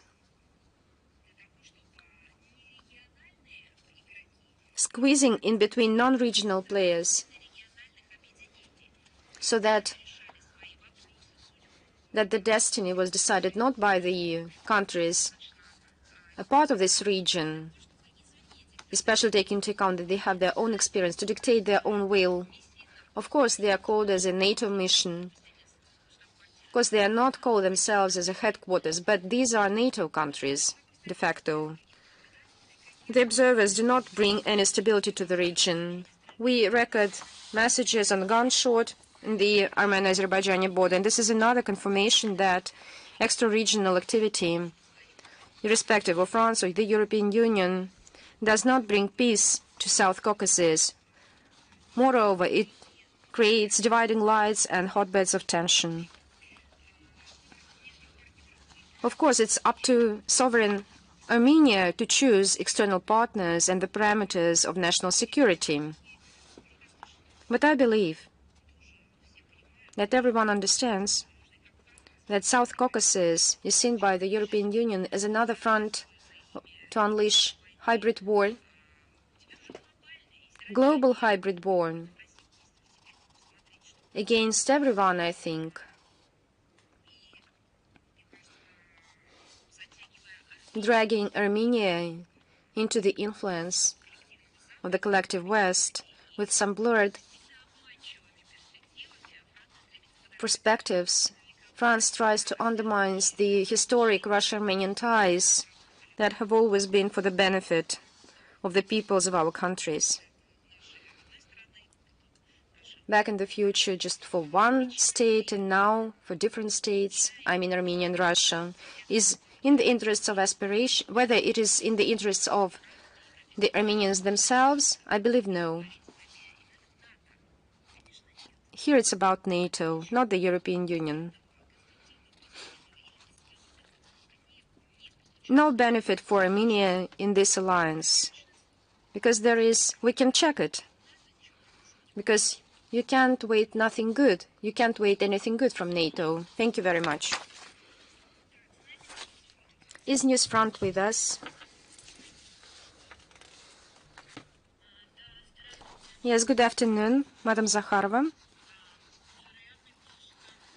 the probable future Chancellor of Germany, Friedrich Merz, called the Kyiv regime to change its strategy in the conflict with Russia, switching to counteroffense. And one of the key ideas for attacks of the Ukrainian army, he indicated the Crimean Bridge in the interview to ARD channel.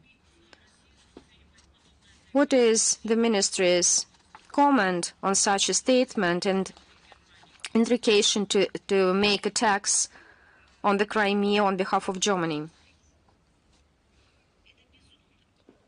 I think it's a bizarre statement. Maybe a year ago I would say that it's bizarre because it's beyond values, moral values, because it's just a kind of terrorist logic, because it's an extremism. It's all about the repetition of the faults and errors. Right now I would say just another thing.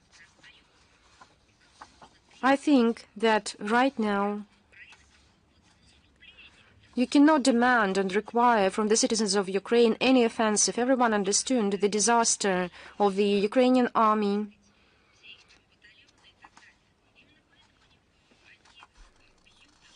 And that's why they're attacking, deliberately attacking civilian infrastructure, civilians, because they don't have any other choice with counteroffensive. Because this counteroffensive led to massacres of the Ukrainian citizens who were forcibly mobilized by Zelensky regime. And against this backdrop, there is one sponsor of this slaughter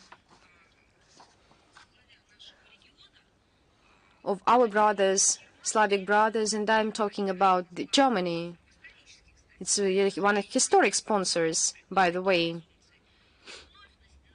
And once again, we see how they're trying to raise and to encourage this ill body to make a counteroffensive. You just need to have a look at all these war prisoners of Armenia. We treat them, we nourish them, and then the Ukrainian army and the soldiers captivated and held in prison tell how they were treated in the Ukrainian army as a kind of subhumans. I know that the leader of Germany should have fixed the following, that without aid of the military of Germany,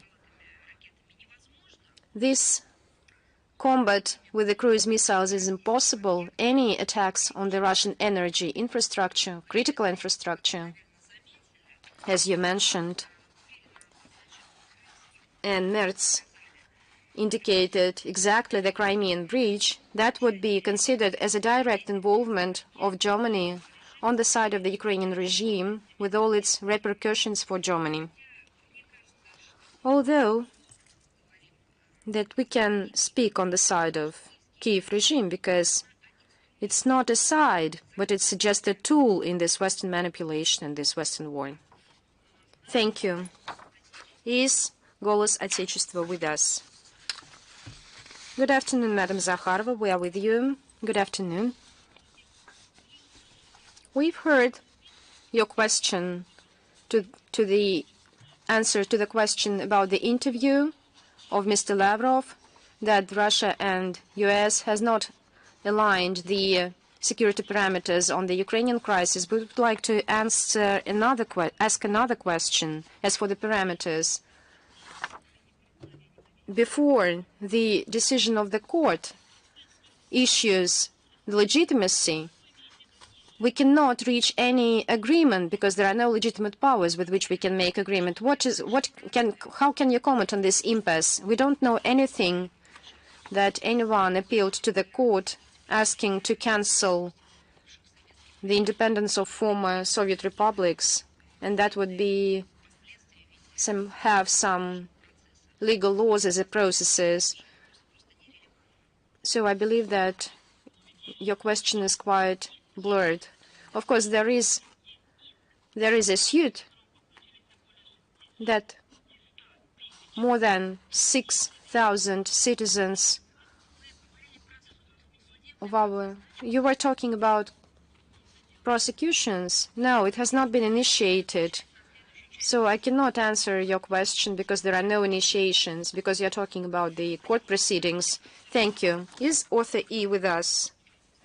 Goodbye. Good afternoon, Ruslan Pankratov, author E. You have answered the first question in a detailed way. I'm talking about the threats of Kaja Kallas and all her reflections in her mind. But the next news is very thrilling as well. The apostolos in Ukraine, Archbishop Visvaldas Kulbokas, declared, and I quote, on the 13th of April, the Russian army shelled Sumy on the Palm Sunday, and the Ukrainian city Sumy went to churches to pray. This missile shelling claimed lives of 30 people exactly at the time when they went to pray, because this was the attack just in the downtown of the city. And this is the end of the quote. We know that this attack was made on the military infrastructure, claiming lives more than 30 mercenaries, foreign mercenaries and instructors. How can you comment this? Because the so-called Holy See and the apostles are actively participating in this propaganda campaign on behalf of Ukraine, just forging this agenda, anti-Russia agenda. You just answered your own question with a phrase that the Minister of Defense have already made a statement, and you know it, that on the 13th of April, the Russian army shelled the gathering of the command staff of the group of Ukrainian army in Sumy.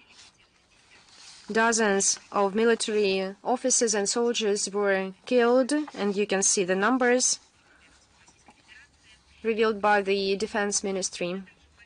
I also talked about today that all that we hear from the Western mass media and their activists in international organizations,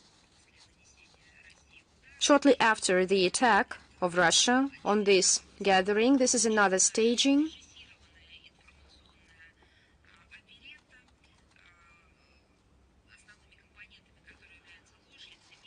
which builds on lies and hypocrisy, distortions of reality. Naturally, we are witnessing this on many occasions, contrary to the common mind, common sense, not to mention about some moral values. They continue to use human beings as a human shield to cover up Zelensky and his patrons. Then they use these people as a pretext to blame Russia. We're seeing this starting long before. By the way, the real facts, for example, the fact which the West decided to build upon in assessing the second Maidan coup d'etat in 2014, who shelled the peaceful protesters. And the West doesn't say a word about this, but the EU said back then that was a shooter on behalf of the Ukrainian regime who opened fire on the civilians. But the most important is that inside the Ukrainian society, as I've said, irrespective of the political views and preferences, after this atrocity by Zelensky and his accomplices, the public started to decide whether it is possible or not, and who is responsible for this, who planned to use civilians, women and children, to clearly make another staging, blaming Russia and submit these accuses to Washington as de facto material of violence by Russia of all reasonable promises and agreements. And you see these harsh debates in the Ukrainian society. There is an outrage. They're trying to find all those who are to blame. How it came out that in the downtown of the densely populated city on this Orthodox holiday, the Palm Sunday, there were staged events with the participation of many military men. And the public poses this question. And why this event engaged women and children, people, voices in outcry. The former declarations of the apostles in Ukraine, and he is a very biased personality, and we know it, they are deplorably frustrating, taking into account the attitude of Pope Francis, who showed the understanding of the root causes of the current conflict and expressed readiness to support through diplomatic means the settlement, not to fan the situation, but to smoothen the situation. Previously, there was a telephone conversation between the Holy See and the Foreign Ministry, during which the Ukrainian crisis was discussed and the prospects of its resolution on the basis of the approaches of the Russian Federation, as well as confirmed the interest to continue a meaningful dialogue. And instead of stating some biased and unjustified statements that contradict the current political policy of the Holy See, in order to cater for this Kulbokas, he should have focus on important tasks that truly in line with his diplomatic mission in Kyiv. For example, it's not my task to lecture him. I think that he has curators from official Holy See who tell him how to work. But in general, if he comes up to us with his opinion,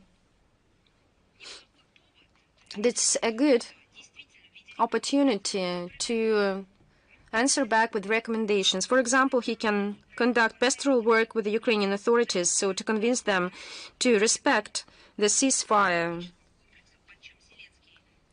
under which they signed. I'm talking about Zelensky. Well, for example, he could work with the Kyiv regime so that it could stop the daily mass attacks against the civilian infrastructure in Russia, or try to reach the Kyiv regime for them to abrogate their self-imposed ban on negotiations with Russia.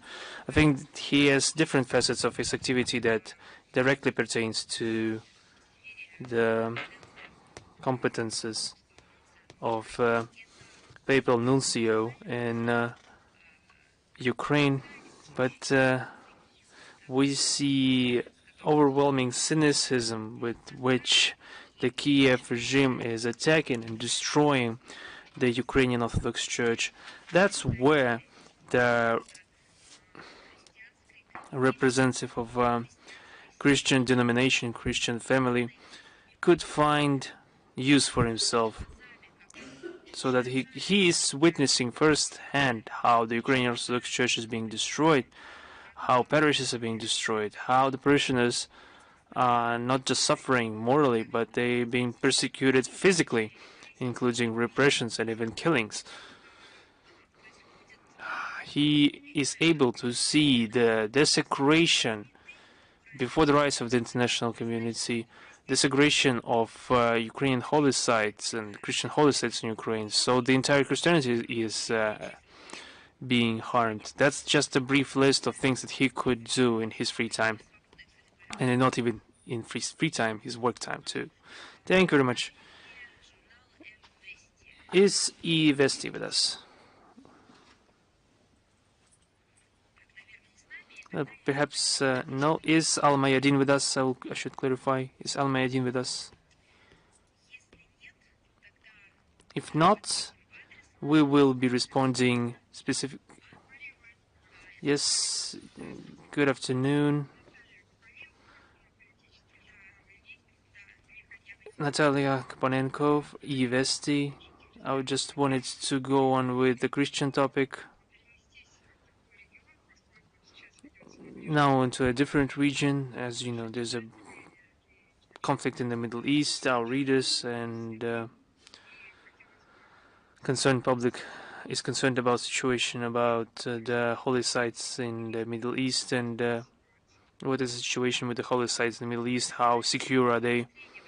You know that the aggravation of the military political situation in the whole range of countries of the Middle East and the sharp escalation of the Israeli-Palestinian conflict together with aggravating social economic problems, of course, negatively influences the situation of the different denominations groups, including quite numerous Christians community in the region. There are a lot of people espousing Christianity in the region, and of course we're especially worried about the situation in the Holy Land, where there are a lot of sacred places in the Middle East. We're talking about the territories of Israel, Palestine, Jordan, Syria, and Lebanon.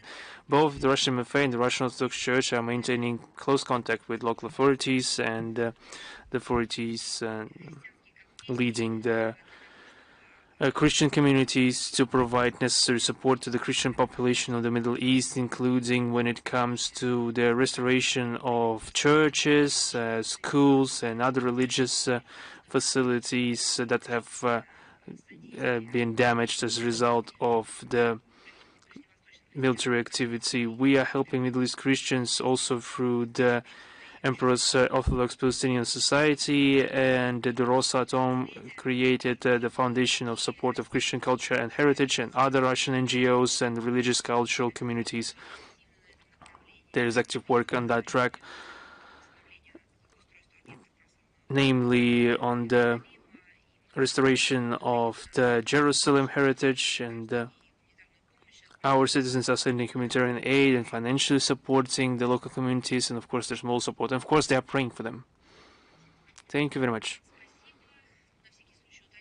Just once again, I just wanted to clarify, Al-Mayadin, are you with us right now? If not, we will be responding to you directly. Thank you very much. Until we meet again, and I wish you all the best. Thank you.